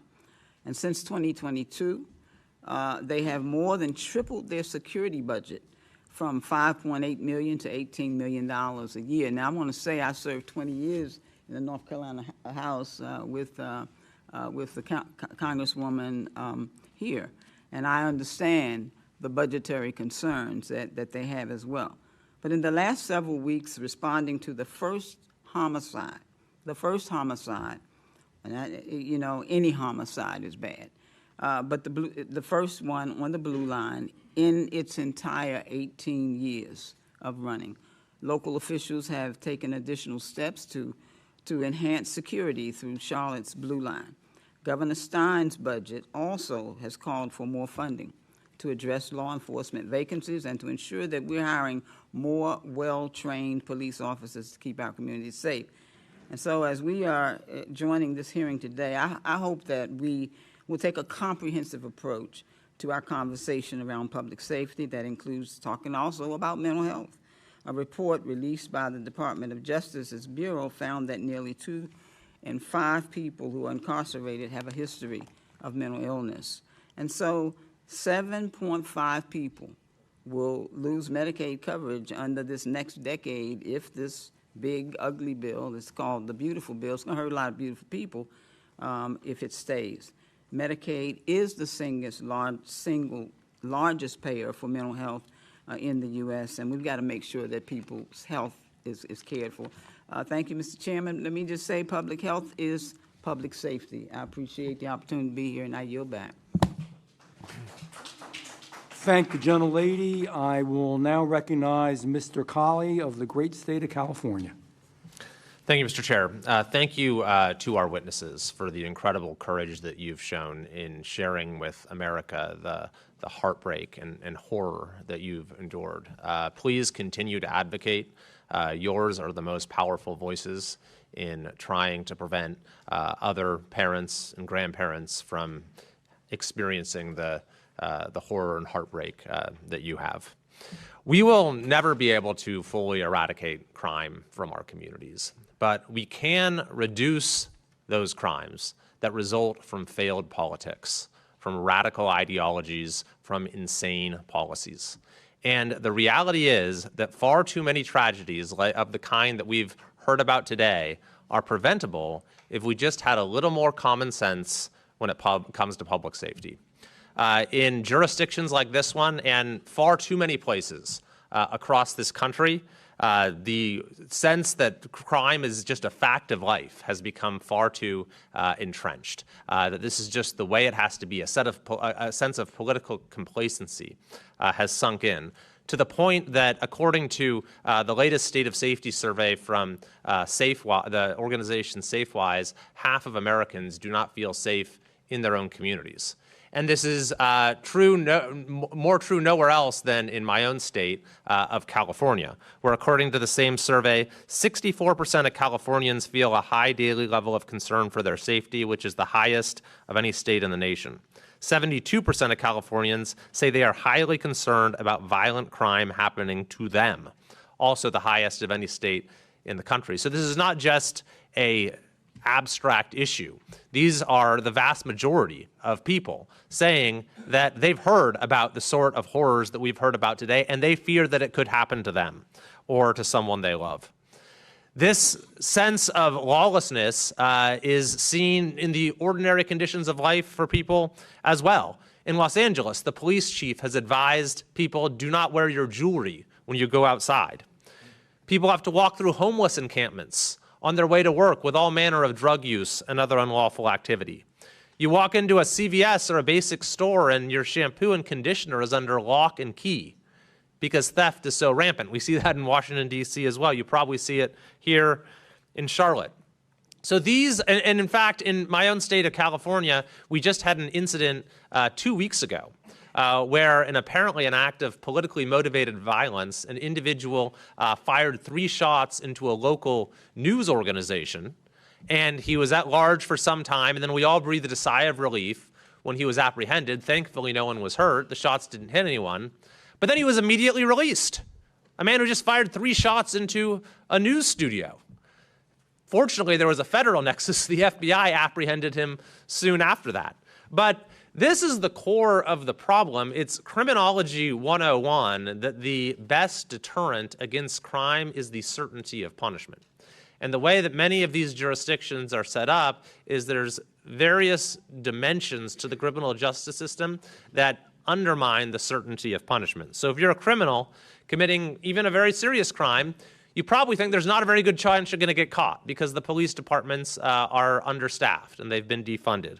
But then even if you do get caught, there's a good chance you won't be prosecuted because you have these rogue district attorneys who don't prosecute crime. But then even if you do get prosecuted, there's a pretty good chance you'll be let out on pretrial release, on bail, or even maybe on unsupervised release without bail. Or then even if you are convicted, then the punishments are so weak that it really won't be much of a punishment at all. The good news is public opinion has turned sharply against these sort of radical policies that have gotten us to this point. Even in California last year, Californians passed a proposition to make crime illegal again by restoring appropriate consequences that passed with almost 70% of the vote, despite opposition from the governor and the political establishment. We also saw some of these reckless district attorneys in our state removed from office, and because of that, we've actually seen a modest improvement in crime that is starting to be felt in our state. So, Mr. Chair, I think this is precisely the time when we can say, and we're seeing it in Washington, D.C., by the way, where we have a controlled experiment going on, where you can at least turn a couple of the levers to increase the certainty of punishment, and what do you know? Crime goes down. I think that we need to use that as an example for how we can bring public safety to communities across this country. And I think that starts, by the way, first and foremost, with supporting our law enforcement. So thank you to all the law enforcement with us here today. I yield back. Thank you, Mr. Kiley. Mr. Chairman, I have 3 unanimous consent requests. I ask unanimous consent to enter into the record a memo from the Democratic staff of the House Judiciary Committee titled President Trump's Pardons Cheat Victims Out of an Astounding $1.3 billion in Restitution Fines, allowing fraudsters, tax evaders, drug traffickers to keep ill-gotten gains. Without objection. And an article entitled SEC Drops Efforts to Recoup Funds from the Trump Clemency Recipients, dated September 19th, 2025, from the New York Times. and an article titled "Trump Oversees All-Time Low in White-Collar Crime Enforcement," dated August 10th, 2020, from Bloomberg. Without objection. Mr. Chair, I object. I fail to see the relevance of any of those documents to this hearing and the life of Irana I do thank the gentleman, but it has been the past practice and policy on both sides of the aisle as far as entering something into the record. And I understand, and when you speak, and you're going to have your opportunity, you'll be able to voice that objection and why. Thank you. And just a point of clarification, all of that money would go into the Crime Victims Fund. So that money would go directly to victims of federal crimes. So by not recouping that money. No, I'm being lenient here. I got this problem. I always like to be a nice guy, but there's a point where, so in order for us to move on, and again, you'll have your chance to speak, you would have to withdraw that objection, or else we'll have to vote on it. I have thanked the gentleman. Thank you. Okay. With that, I will recognize Ms. Lee from the great state of Florida. Thank you, Mr. Chairman. Like a number of my colleagues here today, I too am a former prosecutor. I also am a former judge. And I know that when a judge considers the question of pretrial release, there is no more important consideration than safety to the community and risk to the innocent people who live there. When judges fail to consider a violent criminal history, or when they're required to look away from a violent criminal history, we see absolutely tragic consequences. Our committee has been traveling the country to try to tell the stories of the real people and the real families who have been forever and permanently affected by crimes of violence, and crimes of violence that could have and should have been prevented with good criminal justice policies. These hearings are an effort to show that these tragedies are not numbers, they are not statistics, they are certainly not political theater. They are real stories of families, sons, daughters, whose lives are lost or permanently changed. As a mother, I thank you for being here and for being willing to share with us the stories of your families. There is nothing that could give better perspective on how vital and critical it is for us to stop soft on crime policies that lead to these kinds of tragic results.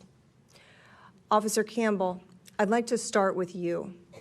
You mentioned that you and your colleagues, the day that you were injured, and several of them killed, were responding to a call that involved a violent recidivist. Is that correct? That would be correct. Is that something that was unusual in your experience, or is that something that happens to you and your colleagues regularly? I would say that was an unusual circumstance. Yes. Now, in your experience, is there a broader challenge related to violent recidivists being out on release before trial? Yes. What effect does that have on your ability to do your job safely? So, as a police officer, I would say we spend a lot of our time chasing our tail and rearresting the same people that we arrested the week prior, while the violent crime continues. A lot of crime is stopped just by our mere presence, but our presence is pulled because, again, we continue to arrest and deal with the same people day in and day out. And Mr. Woody, one thing that you mentioned was the concept of an unsecured bond or releasing someone on their own recognizance. Tell us, if you would, your perspective on the significance of instead having a secured bond or detaining someone pending trial. Secured bond, through a bail bond agency, cosigner is required, an indemnitor per se. That indemnitor is going to be a family member, a close friend, a relative, or someone that has substantial collateral. in something to lose if this defendant reoffends, if this defendant absconds, or if this defendant goes out and just thumbs his nose, per se, as the word was used earlier, to the court. And Ms. Alderman, you mentioned something in your earlier testimony that I think is a really important point for everyone here to understand, and that is that it's been 5 years. Five and a half. And you're still waiting on a trial for the offenders in your granddaughter's case. That, Ms. Lee, is not uncommon in Mecklenburg County. We are not the only ones. The murder docket, or whatever, I don't know the legal terms, but murder trials are between 5 and 7, sometimes more, years behind. And that is outrageous. And what the district attorney's office will tell the victims, they did tell me, and they have told others that I've spoken to, time is not a friend to your case. Time only hurts your case. When you have a heinous crime, like, for example, because I'm here for Mary, what they did to Mary, they had the evidence, they had the people, they had a witness in Mary herself, because they had wanted to burn Mary's body in that mattress. And something that horrific is just put in line, just, whenever, when they get to it. So they're just finishing up 2019. Mary was murdered in 2020. So that, personally, to me, makes no sense. Every single person who was murdered, there should be a swift prosecution, and they should be prosecuted, and it should be taken care of. In addition to that, in my opinion, something as heinous as what they did to Mary and others in Mecklenburg County should be dealt with more swiftly. Thank you, Ms. Alderman. Mr. Chairman, I yield back.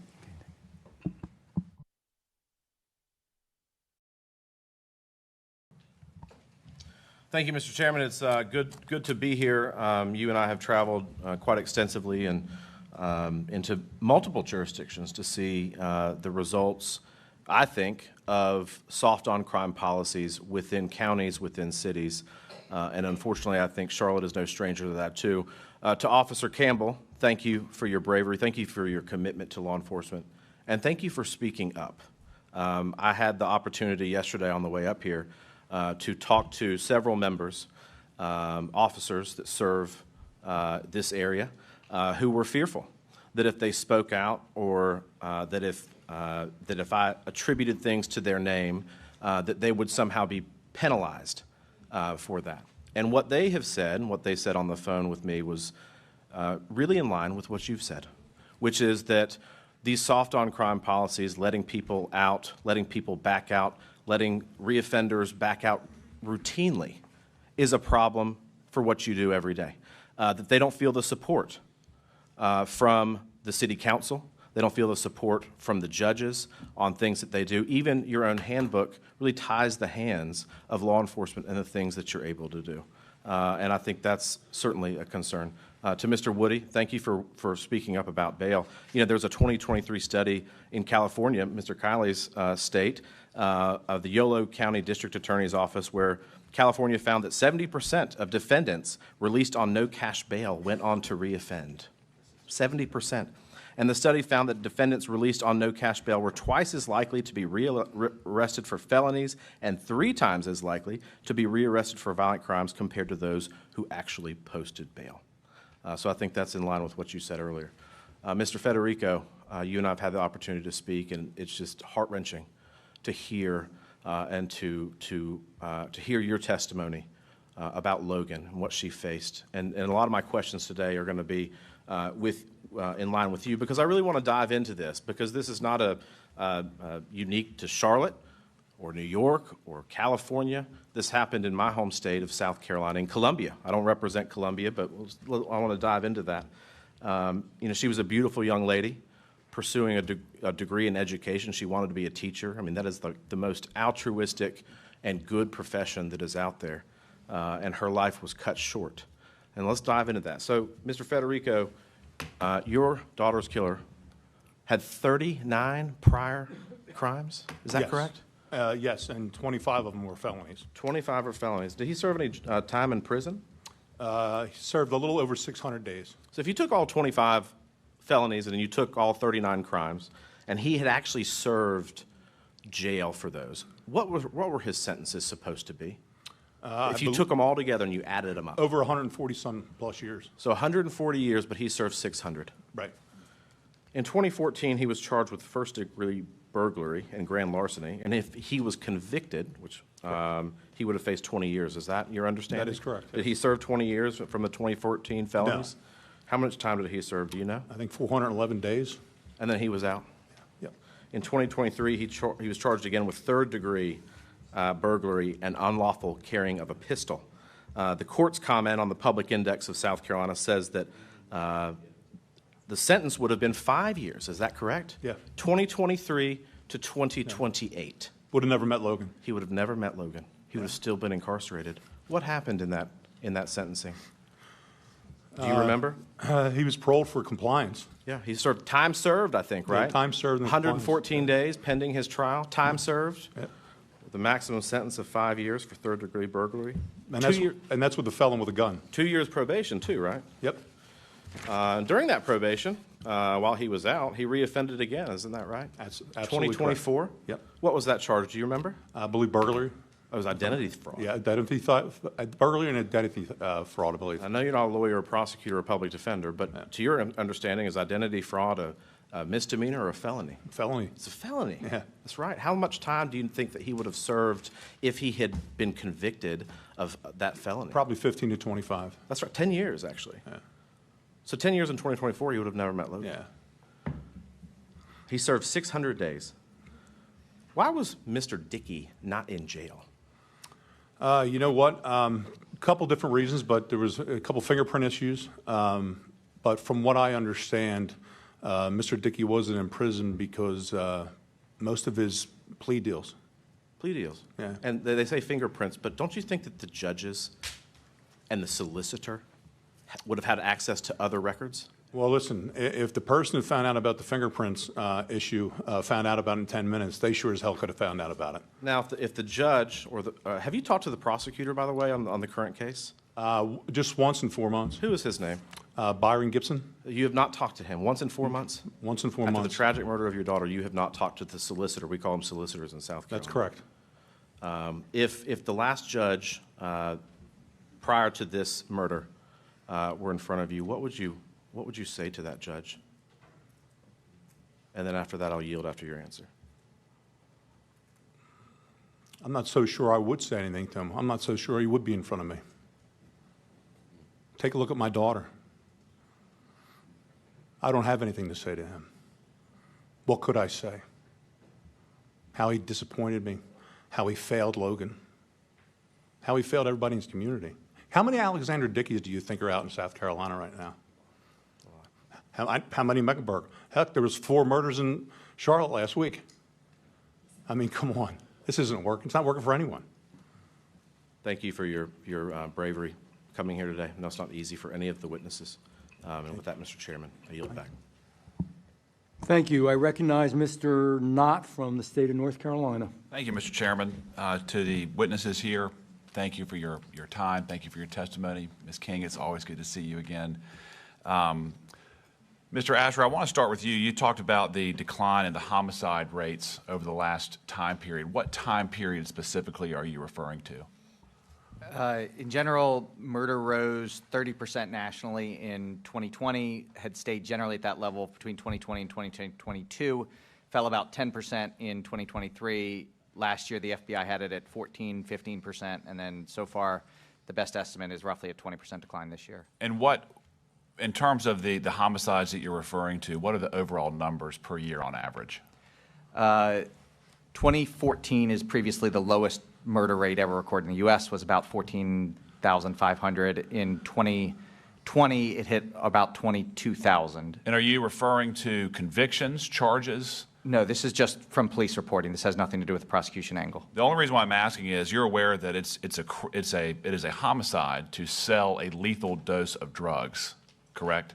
So in this case, it's the difference between a homicide and a murder. from the Interesting. the prosecution side, that can be a homicide, but from the way that the FBI is counting it, it would be a Sure, non-murder homicide.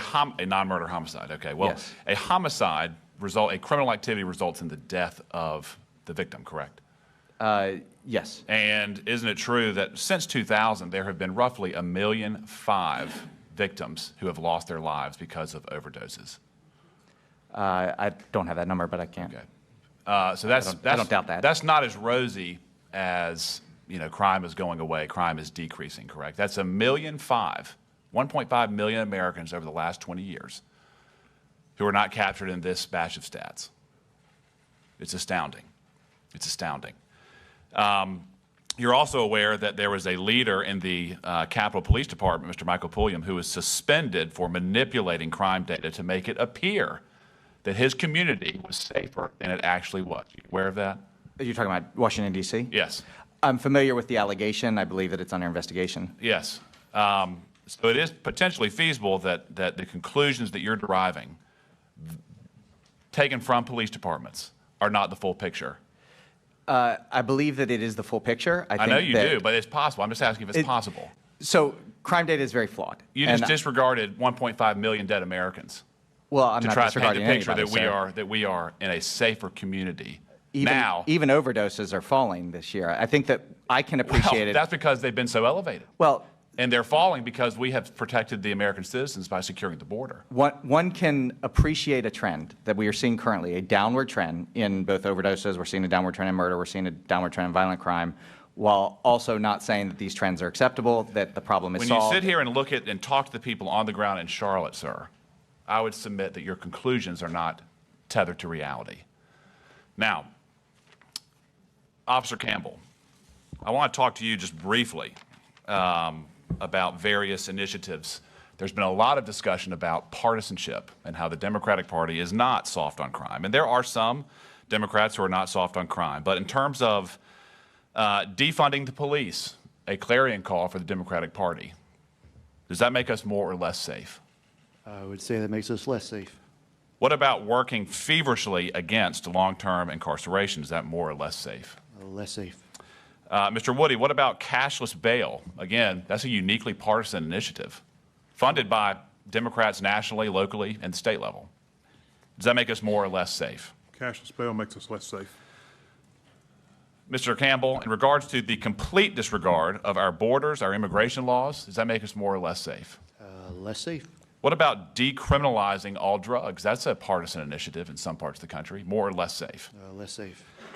What about funding NGOs? Tens of billions. We talk about funding. We talk about mental health. We talk about victims funding. Tens of billions of dollars over the last 4 years that was handed directly to people who were here illegally. Does that make us more or less safe? Be less safe. So it seems to me that we have an ideology problem, not a funding problem. And would you say it's a coincidence that the top 10 most dangerous cities in the country are led locally by Democrats? Is that a coincidence?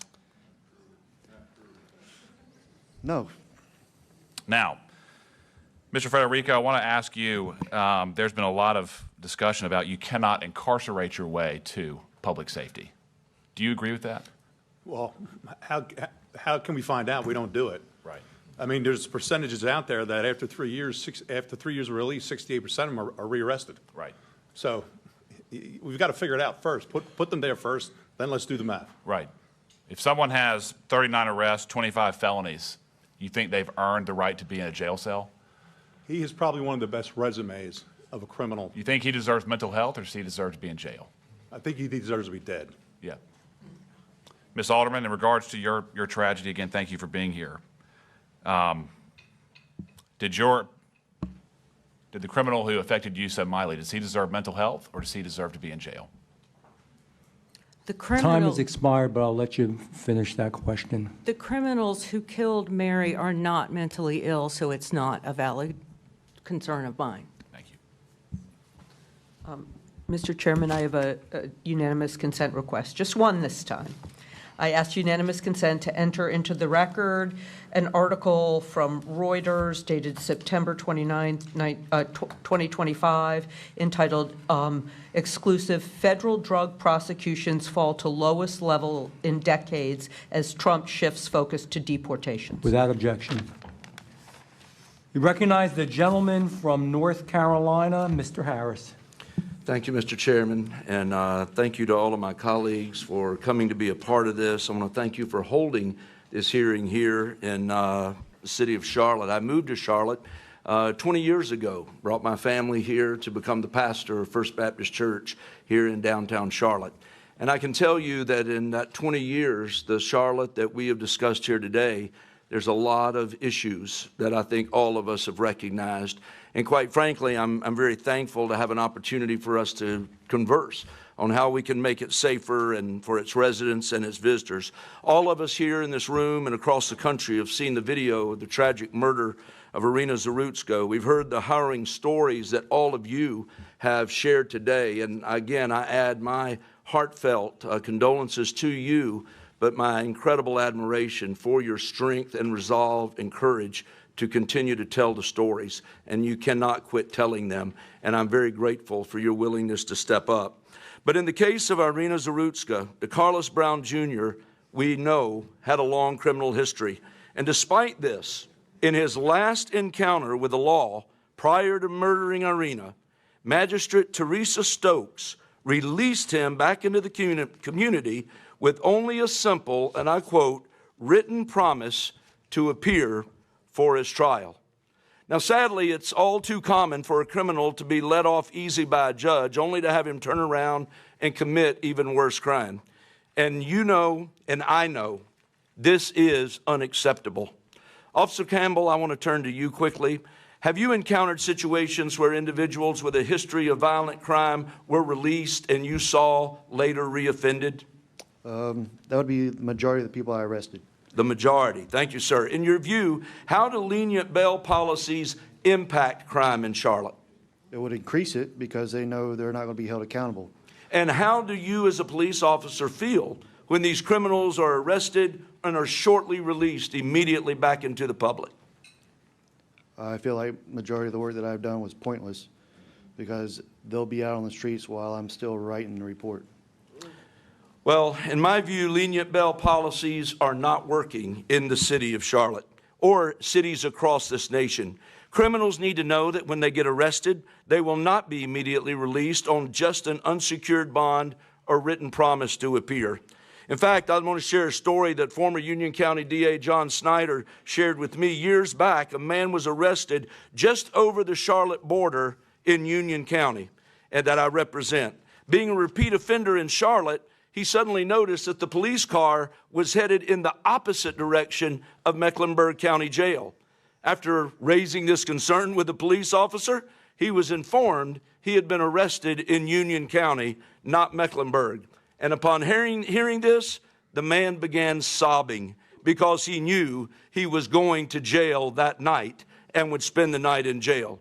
Jurisdictions across the state should strive to send a similar message wherever you are. Many of those issues need to be dealt with by our North Carolina General Assembly, as we've heard today, and I'm glad to see that they're already doing so with the passage of Irina's law, and I'm certainly praying, and I hope all of you are urging Governor Stein to find the courage to sign it into law. And Mr. Woody, turning to you, could you please describe for all of us the changes that Irina's law would make to North Carolina's system for bail? In accompanying with the Pretrial Integrity Act, an offender who reoffends is automatically held 48 hours or until they see a judge in front of a first appearance. In addition to that, it would recuse the people from having an unsecured bail. They'd be required to post a cash bail, secured bail through a bail bondsman, or a family member with property or assets through an accommodation. Well, and thank you for sharing that. And I believe Congress has got to take action as well. We cannot sit by and allow these mismanaged cities to put Americans in danger. In fact, I'm going to be introducing two bills in the next week, one for accountability, the other for transparency, as one of them is going to ensure jurisdictions that get federal grants for public safety do not defund their police or implement cashless bail lest they lose any of those government funds, and one, to require the Department of Justice to publicly identify every jurisdiction in this country that implements these cashless bail policies. And I look forward to working with my colleagues on the Judiciary Committee to deal with these important matters. In just my last few seconds, let me say, Mr. Federico, how has Logan's tragic death shaped your view of the criminal justice system? Very disappointing.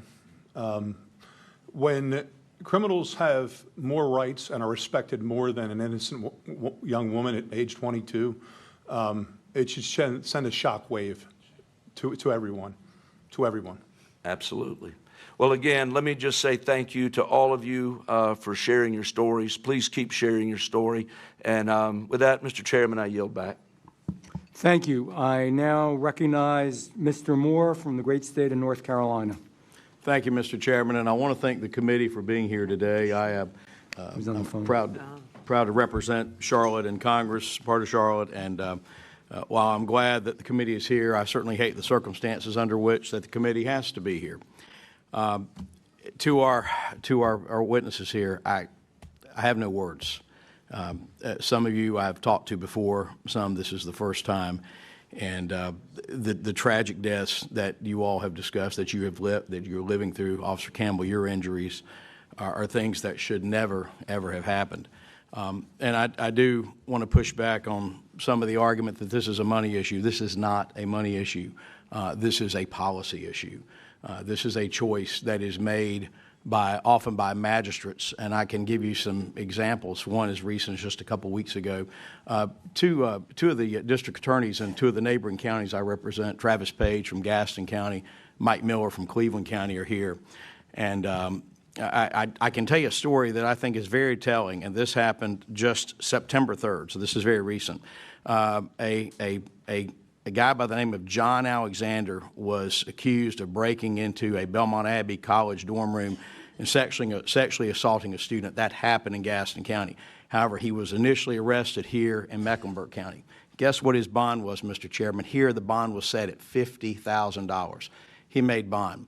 Once the case got transferred over to Gaston County, the district attorney and the judge there raised the bond to $500,000. And so that this person will be incarcerated. That's an example from just a few weeks ago right here showing the difference. And the fact that you have this pattern happening right here in the two counties that I hear about the most, the complaints about, are Mecklenburg County and Durham County. Those are the two that I hear about most often when I talk to law enforcement officials all around the state. And that it's just, and it all tends to come down to, and frankly here in Mecklenburg, the criticism has not been with the district attorney, it's been more with the magistrates and the judges, letting these criminals come in and go right out the door. I mean, Officer Campbell, you just testified there are times when you're still doing the paperwork and the criminal is walking back out on the street. Is that correct? That would be correct. And just curious, I mean, how is that is that more often than not, or is that just kind of a rare thing? No, it happens quite frequently. I mean, that should not be that should shock everyone. And that should drive the point home that this is not about money or programs or whatever else and some of these feel-good programs that get kicked around out there to try to divert people from jail. There are people who are dangerous and they need to be incarcerated. And I'll tell you the other problem that we have, and that is the lawsuit a couple decades ago, I think the ACLU filed at wanting to get folks out, deinstitutionalize folks with serious mental issues. Well, guess what you have now? You have people out on the streets. Your homeless problem has gone through the roof. You know, you can't go anywhere without seeing homeless encampments, even in my small town of Kings Mountain, where this is happening. It's happening all over the country. And it's because of these leftist policies of trying to get people deinstitutionalized who have mental issues. And guess what? Some people need to be in the community, but guess what? There are dangerous people who should not have been in the community. And I point to the situation with Irina Zarutska. Not only should this guy have not been out on bond from previous things, but why didn't somebody involuntarily commit this guy, right? I mean, this guy, you know, whatever you want to say, this guy should not have been on the streets. and these policies have to change. But guess what? It's a question of what's happened when it comes to judicial officials around, because you don't hear this as much in some of the other counties. I mean, you've got a data pool that you can look at. And for those who are here in the public or whatever, I mean, you've got 2 neighboring district attorneys sitting out in the audience today. Talk to them after this hearing. Get them to talk to you about what the stats look like in their counties. I want these victims' families to know that you were not done properly. Your loved ones were not provided justice. That has to change. To the family of Irina Zarutska, I have had the opportunity to speak with her uncle. Absolutely tragic. Leaving a war-torn country, coming here, starting over, only to be murdered by some animal who should have been behind bars on this light rail. Just unspeakable. I just want these family members to know. I want her family member to know, Officer Campbell, who now lives with a disability, because I want you to know that these stories are not in vain, that change has to come. I appreciate your courage in being here today, and I appreciate the message that's being sent forth. And Mr. Chairman, I appreciate this committee going around the country, because the American people are sick and tired of this, and it has to change, and it's going to change. With that, I yield back. Gentleman yields. I thank the gentleman, and I recognize the gentleman from North Carolina, Mr. Rouser. I thank you, Mr. Chairman, and I want to thank you for allowing those of us who are not on the Judiciary Committee to join you here today. My primary committee assignments are Transportation and Infrastructure, and Agriculture, and Science and Technology. But first, I want to tell each of you my heart really goes out to you. It is unbelievable what you have had to endure. And I can tell you that all of us here are going to work very, very hard to make sure that justice is achieved. It may take a little bit, but we're going to work hard. I also want to acknowledge that my mind and heart are with my friends in our community of Southport, which is in my district. And it strikes me that we have a real issue of a moral, what I'll call a moral and spiritual crisis in this country that needs to be addressed as part of the big picture as well. Given my role on the Transportation and Infrastructure Committee, where I'm chairman of Highways and Transit, we're in the process of writing a highway bill, for lack of a better way to put it. And that's going to include an opportunity to make modifications to our transit programs. And one of the things that I've observed through my research that is really interesting to me and quite appalling is fare avoidance. Folks get on these light rails and they're not paying any fare whatsoever. That was the case, with the murder here in Charlotte a few weeks ago. And Mr. Campbell, if I can ask you, is that something that you personally have witnessed a good little bit? Is it lack of resources or lack of commitment to police these light rail cars and make sure people are paying their fares? Well, the light rail system is controlled by CATS, and they employ their own security. Right. More cops, to me, would not be the answer. I mean, CATS can control their own fares, but there's never been a system that, checks to see if they paid their fare or not in the first place. Yeah. Well, one of the fundamental principles is you get more of whatever you incentivize. And if people do bad and they're not reprimanded, if there's no consequence, they're going to continue to avoid paying any fare. I think that's definitely an issue that we'll look at in the context of our highway bill.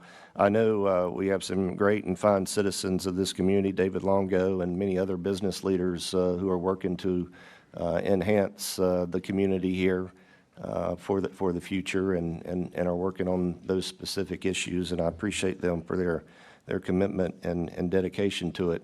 But when you have public transportation systems that the average person does not want to ride, That makes it very, very difficult, to keep them financially viable and sound. And of course, is really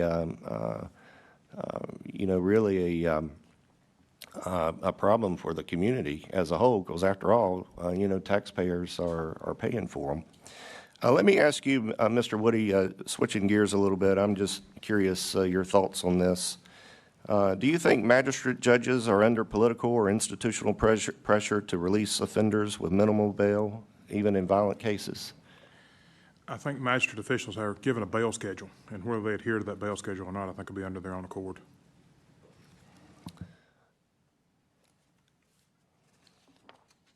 Let me also, Mr. Campbell, back to you. Based on your experience in law enforcement, have you observed a correlation between the implementation of more lenient criminal justice policies and an increase in violent crime in the Charlotte region? Yes. Unequivocally, yes. Yes. Thank you, Mr. Chairman. I yield back. Thank the gentleman. Mr. Chairman, I have a unanimous consent request. I ask unanimous consent to enter into the record an article written by Rachel Crumpler and Taylor Knopp titled "Charlotte Light Rail Killing Exposes Gaps in NC's Mental Health System," published by the NC Health News on September 25th, 2025. Without objection, I also have a couple of UCs. One is the new Senate Judiciary Report, the Grassley Report, which shows Biden DOJ sent taxpayer-funded grants to Soros-backed soft-on-crime NGOs. That money, your tax money, actually went there.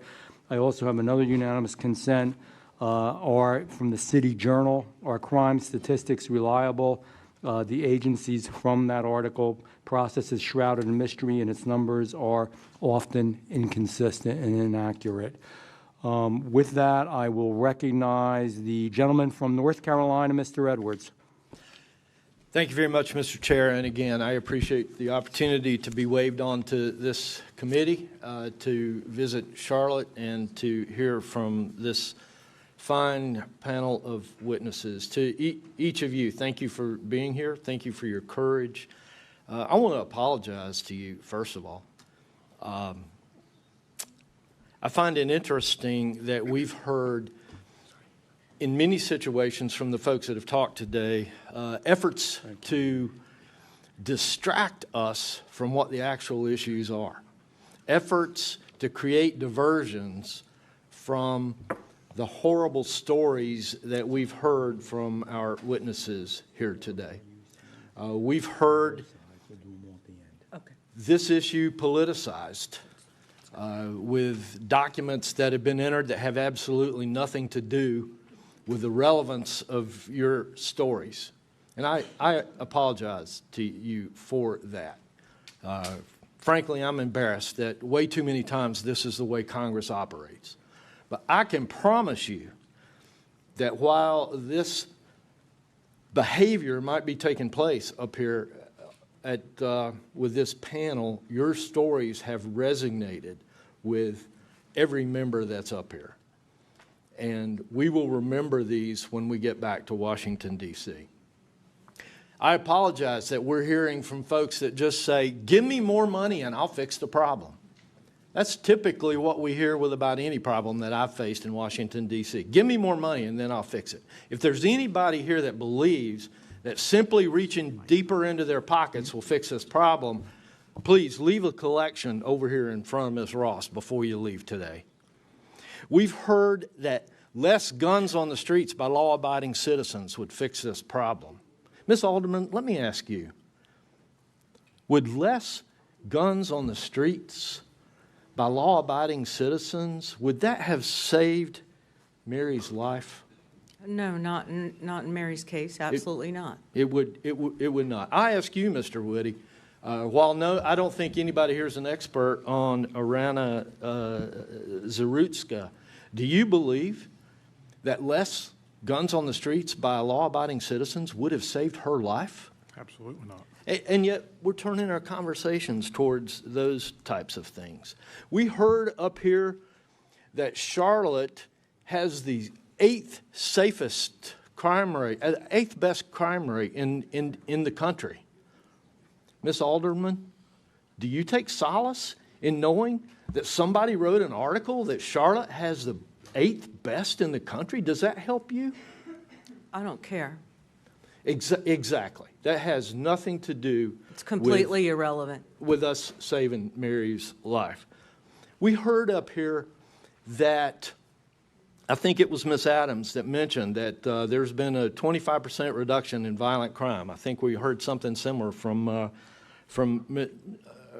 Mr. Ashner. Mr. Woody? Well, I'll ask Mr. Federico. A reduction of 25%, does that give you any solace? I'd like to see where it was. It certainly wasn't in our daughter's case, I can tell you that right now. We heard up here that we should feel comfortable that in 2022, Biden signed the Bipartisan Communities Act. Mr. Federico, do you take any solace in that? Does that give you any comfort at all? No, there's only one thing that would have kept my daughter alive, and that would have been keeping a career criminal in prison. Exactly. And so I apologize to you. There's been so many distractions to what the conversation really should be up here. We've heard a number of times that there's a failure of policy, and I can buy that in some cases. Definitely, we need to eliminate cashless bail. That's a policy that we should go after. I would suggest more than policy, we need transparency, and we need accountability to the people that are charged with implementing those policies. Mr. Woody, I'm about to run out of time, and I know you're probably not an expert on the court system. By the way, thank you for your service in law enforcement, most of which I understand was in my district, so thank you very much. How are magistrates selected in North Carolina? Magistrates are appointed. And they're appointed by? The Chief Superior Court Judge. Which are selected? They're elected. They're the resident Superior Court judges are elected. And so what I think I hear you saying is that we as citizens, communities, can elect folks to implement those policies. And it may be that we need more policies or more reporting to make the accountability a bit more transparent. I'm out of time. We could go on this forever. Thank you all. I appreciate you being here. Gentleman yields. I thank the gentleman. I recognize Mr. Harrigan from North Carolina. Thank you, Mr. Chairman, and thank you to our witnesses today. I genuinely appreciate your heartfelt testimony, and it is something, as Mr. Edwards has said, that will resonate with all of us forever. You have that commitment from us. I find it personally disgusting that members of this committee have suggested that this is political theater for the purpose of negotiating an open seat, while distracting from the fact that violent repeat offenders are continually let free from our judicial system. That is the problem that we have, and that is the only problem that we have, period. We've had a lot of talk about money today. I will actually give DA Merriweather some credit. He got together with local business leaders and local government officials to decide, okay, hey, what is the minimum amount that we actually really need in order to get the job done? Because from his words, he said, I don't want to throw money at this problem, because the problem really isn't money. And out of the 10 additional DAs that he needs with 5 additional staff assistants, that's exactly what the state legislature has authorized, and it's just waiting on Governor Stein's signature to be put into law. That's happening. But we've got to understand that the lack of 10 DAs in a system that has 84 DAs already is not the problem, and it's mutually exclusive from the problem of judicial posture with respect to judges and magistrates simply allowing violent repeat criminals back on our streets, as well as trial delays, which, as we all know, over the course of time, we lose witnesses, we lose accuracy of testimony. It degrades the system of justice that we have. We cannot allow this to continue to stand. But what I find absolutely indefensible is politicizing this committee testimony here today in front of these victims and the families of these victims, saying that this is for political purposes. Mr. Asher talked about statistics today. The statistics that he entered into his testimony today about declining crime are only through June of 2025. It does not talk about July, August, or September. And you know what's happened in July, August, and September? The murder rate has skyrocketed in Charlotte. We are picking and choosing what type of statistics we want to share to forge a narrative that is detached from reality. And that narrative does not line up to the experience of Officer Campbell, Mr. Federico, and Ms. Alderman. Let us not forget that. One of my Democratic colleagues said, don't judge us by what we say, but what we do with respect to money. Let me be very clear. The sole force behind defunding the police has been the Democratic Party, period. They have created unrest. They have created a desire within our population to not step up and serve in law enforcement. I had a long meeting with Johnny Jennings, the former chief of police in CMPD. And I asked for a meeting. I said, what's working, what's not working? I want to go through everything so that I might be able to help you. And at the end of what was supposed to be a 45-minute meeting that actually lasted 3.5 hours, he said, Mr. Harrigan, I just want to thank you. And I said, why, Chief? And he said, because not one time in my entire career, 30 years, has an elected official asked to talk to me about what's working, what's not working, and that let me know that they had my back. Not one member of the Charlotte City Council, not one member of the Mecklenburg County Commission, not the mayor, not a single congressperson had ever come before him and asked, how can we help, as opposed to just absolutely running him through the mud when things didn't go their way in traditional media. Guys, we have a problem here.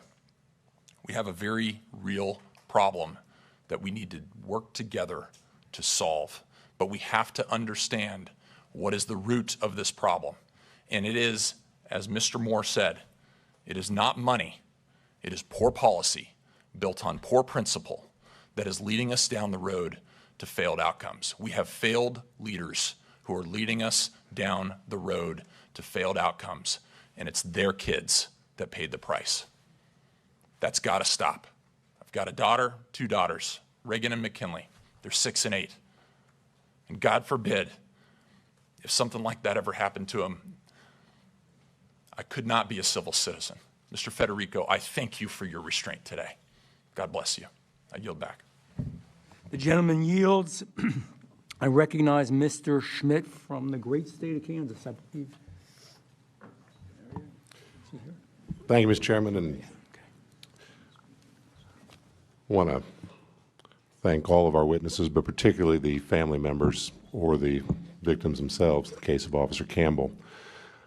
I have not met any of you personally prior to today, but I feel like I know you. I've spent 12 years as Attorney General in our state. I spent a lot of time with families who have lost everything. I always made a point to sit down with families before we made charging decisions or plea decisions or management decisions on a case, because I thought that was important to understand as we were acting on behalf of the state of Kansas within the boundaries of the law and the evidence that was in front of us. So I want to thank you for stepping forward and express my unbelievable sorrow with you, even though we've not met before today. You know, I don't know how it is here in North Carolina. I'm learning how it is in Washington, D.C. when we debate criminal justice policy, but I'll tell you how it was in Kansas for a lot of years when I served in public policy roles. Our legislature would say all the right things, including me when I was serving there. And then it would come crunch time, and it was time to make numbers fit, and it was budget time, and we always ended up in the public safety context in a conversation about bed space in our prisons and the cost of managing inmates or offenders on the back end. And then we had very smart people, and I say this genuinely, like Mr. Asher, who I've not met before, but I've heard his presentation through a lot of smart folks that sit and crunch numbers, who tell us how to back into public safety decisions. And then we would make those decisions, and I'd often vote against them, because it ended up with the decision being that you had decided how many people you were willing to pay to correct, and then you were deciding who went to the top of the list to be corrected. And everybody else wound up on early release, they wound up on work release, perhaps they wound up with a cashless bail option. We didn't have that in Kansas, we repelled that. I always thought that was backwards. I always thought you ought to sit down with individuals who had lost a loved one or who were themselves victims of crime. You ought to make policy decisions based on what you thought justice was in an individual case, and then you ought to make resource decisions based upon what your policy decisions were on what justice demanded. And I thought that was correct even as a fiscally conservative guy, because I think public safety is a core function of state and local government and of the federal government within our boundaries. And so I guess I would just ask, I'm going to start with Ms. King, because she's worked the system as a prosecutor.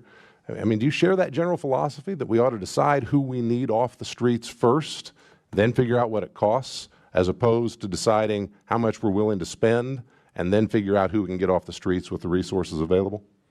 I think the criminal justice system is dependent upon who commits the crime. And so who commits the crime is who the resources, whether that's investigation, prosecutorial, that's how those resources are allocated, working cases against the individuals that commit the crime. Officer Campbell, how about you? You've seen both sides of the system now.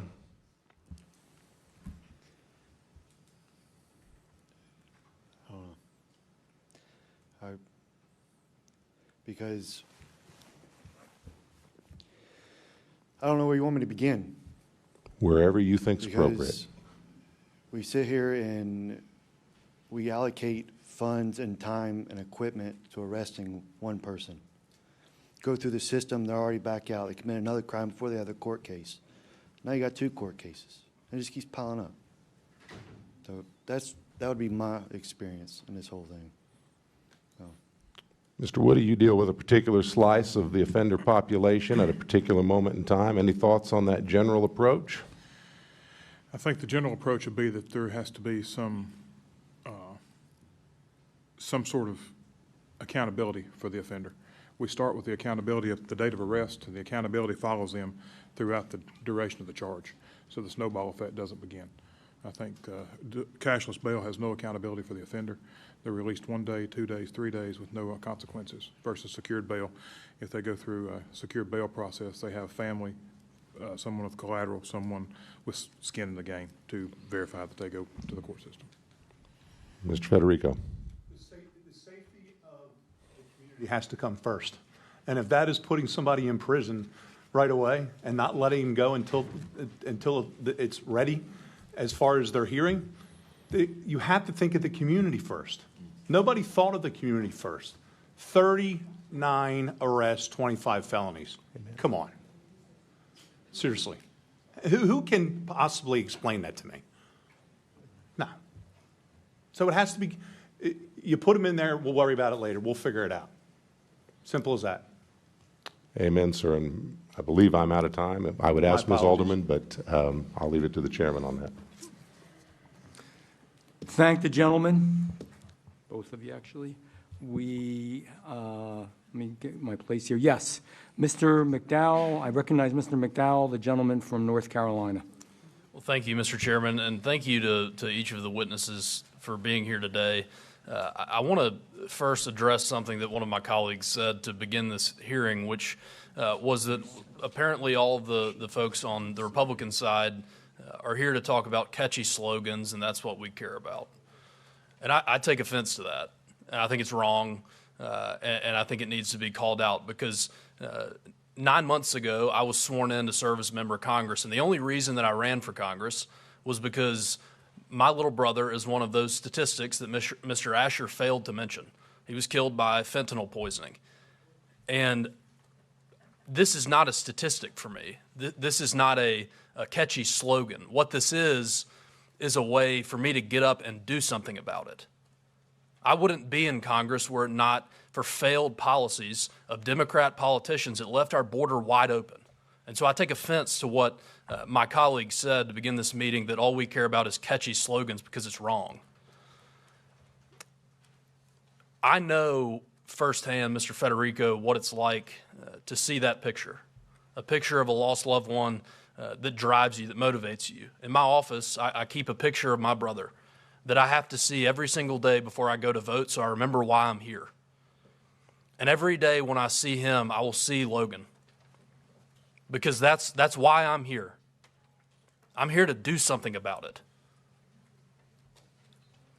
we're all here to do something about it, because we cannot let these beautiful people that are murdered by dangerous criminals who have been in and out of custody but never actually put in a box where they belong. We can't do nothing.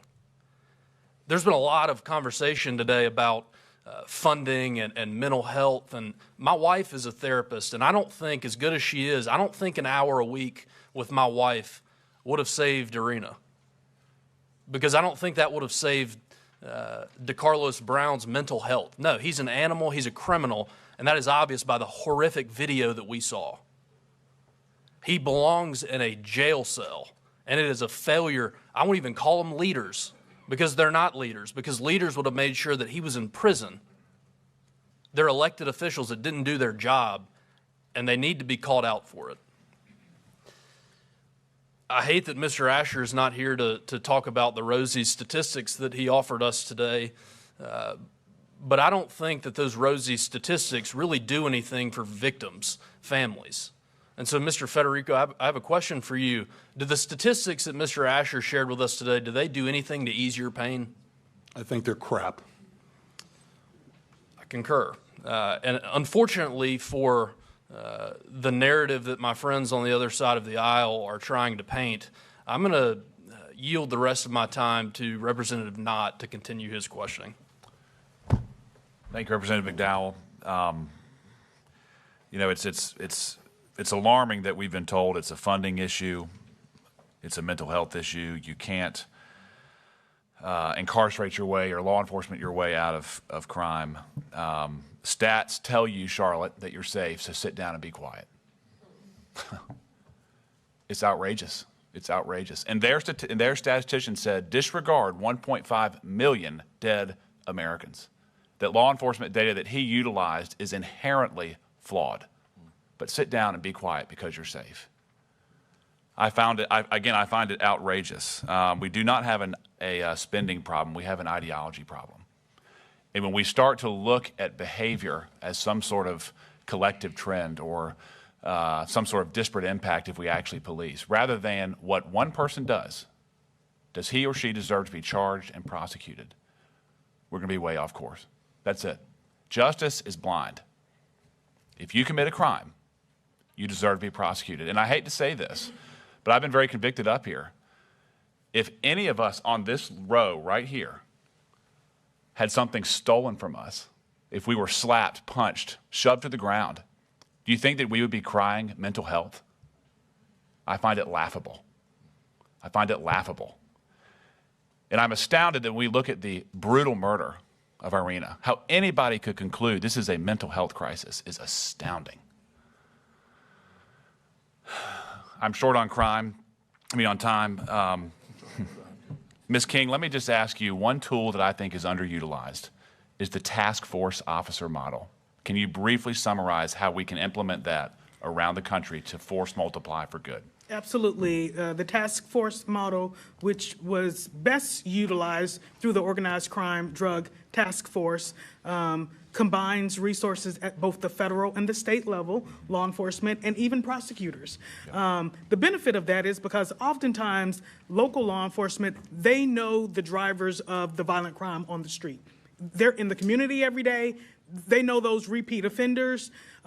However, the federal law enforcement oftentimes does in fact have more resources, whether that be money to throw at investigations and or manpower. And so combining those tools really does make a bigger and better impact. They're able to make bigger and better cases, and really they're able to focus their attention on specific problems such as violent crime. In my experience as a prosecutor, the most violent people I was ever able to prosecute were, in fact, a result of a task force model. And so I would echo that. I know the OCDEF program has been dismantled.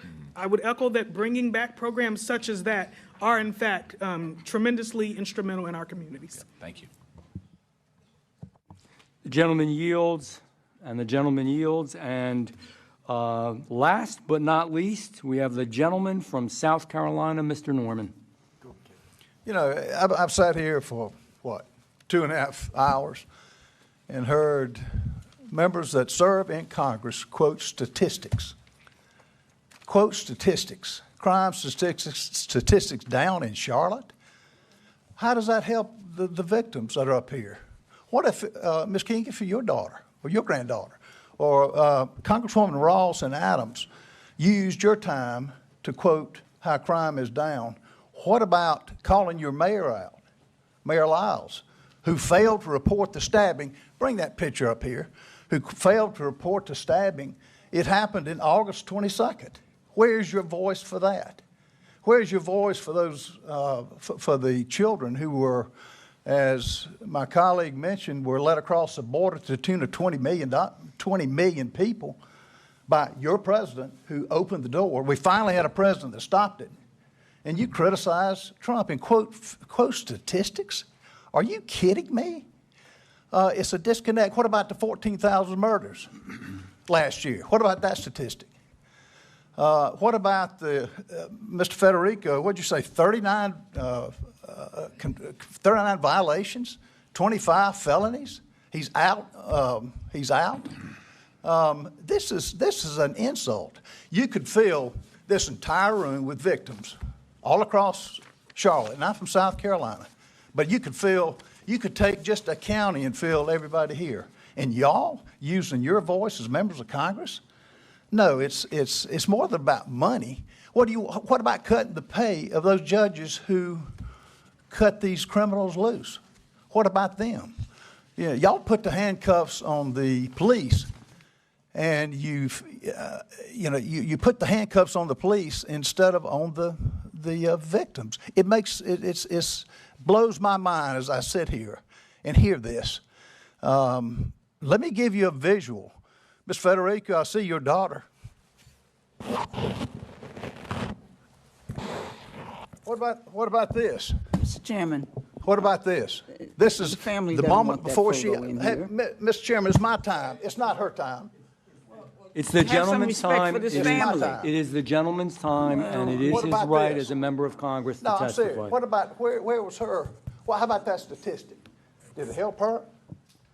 Tell me, did it help her? No, it did not.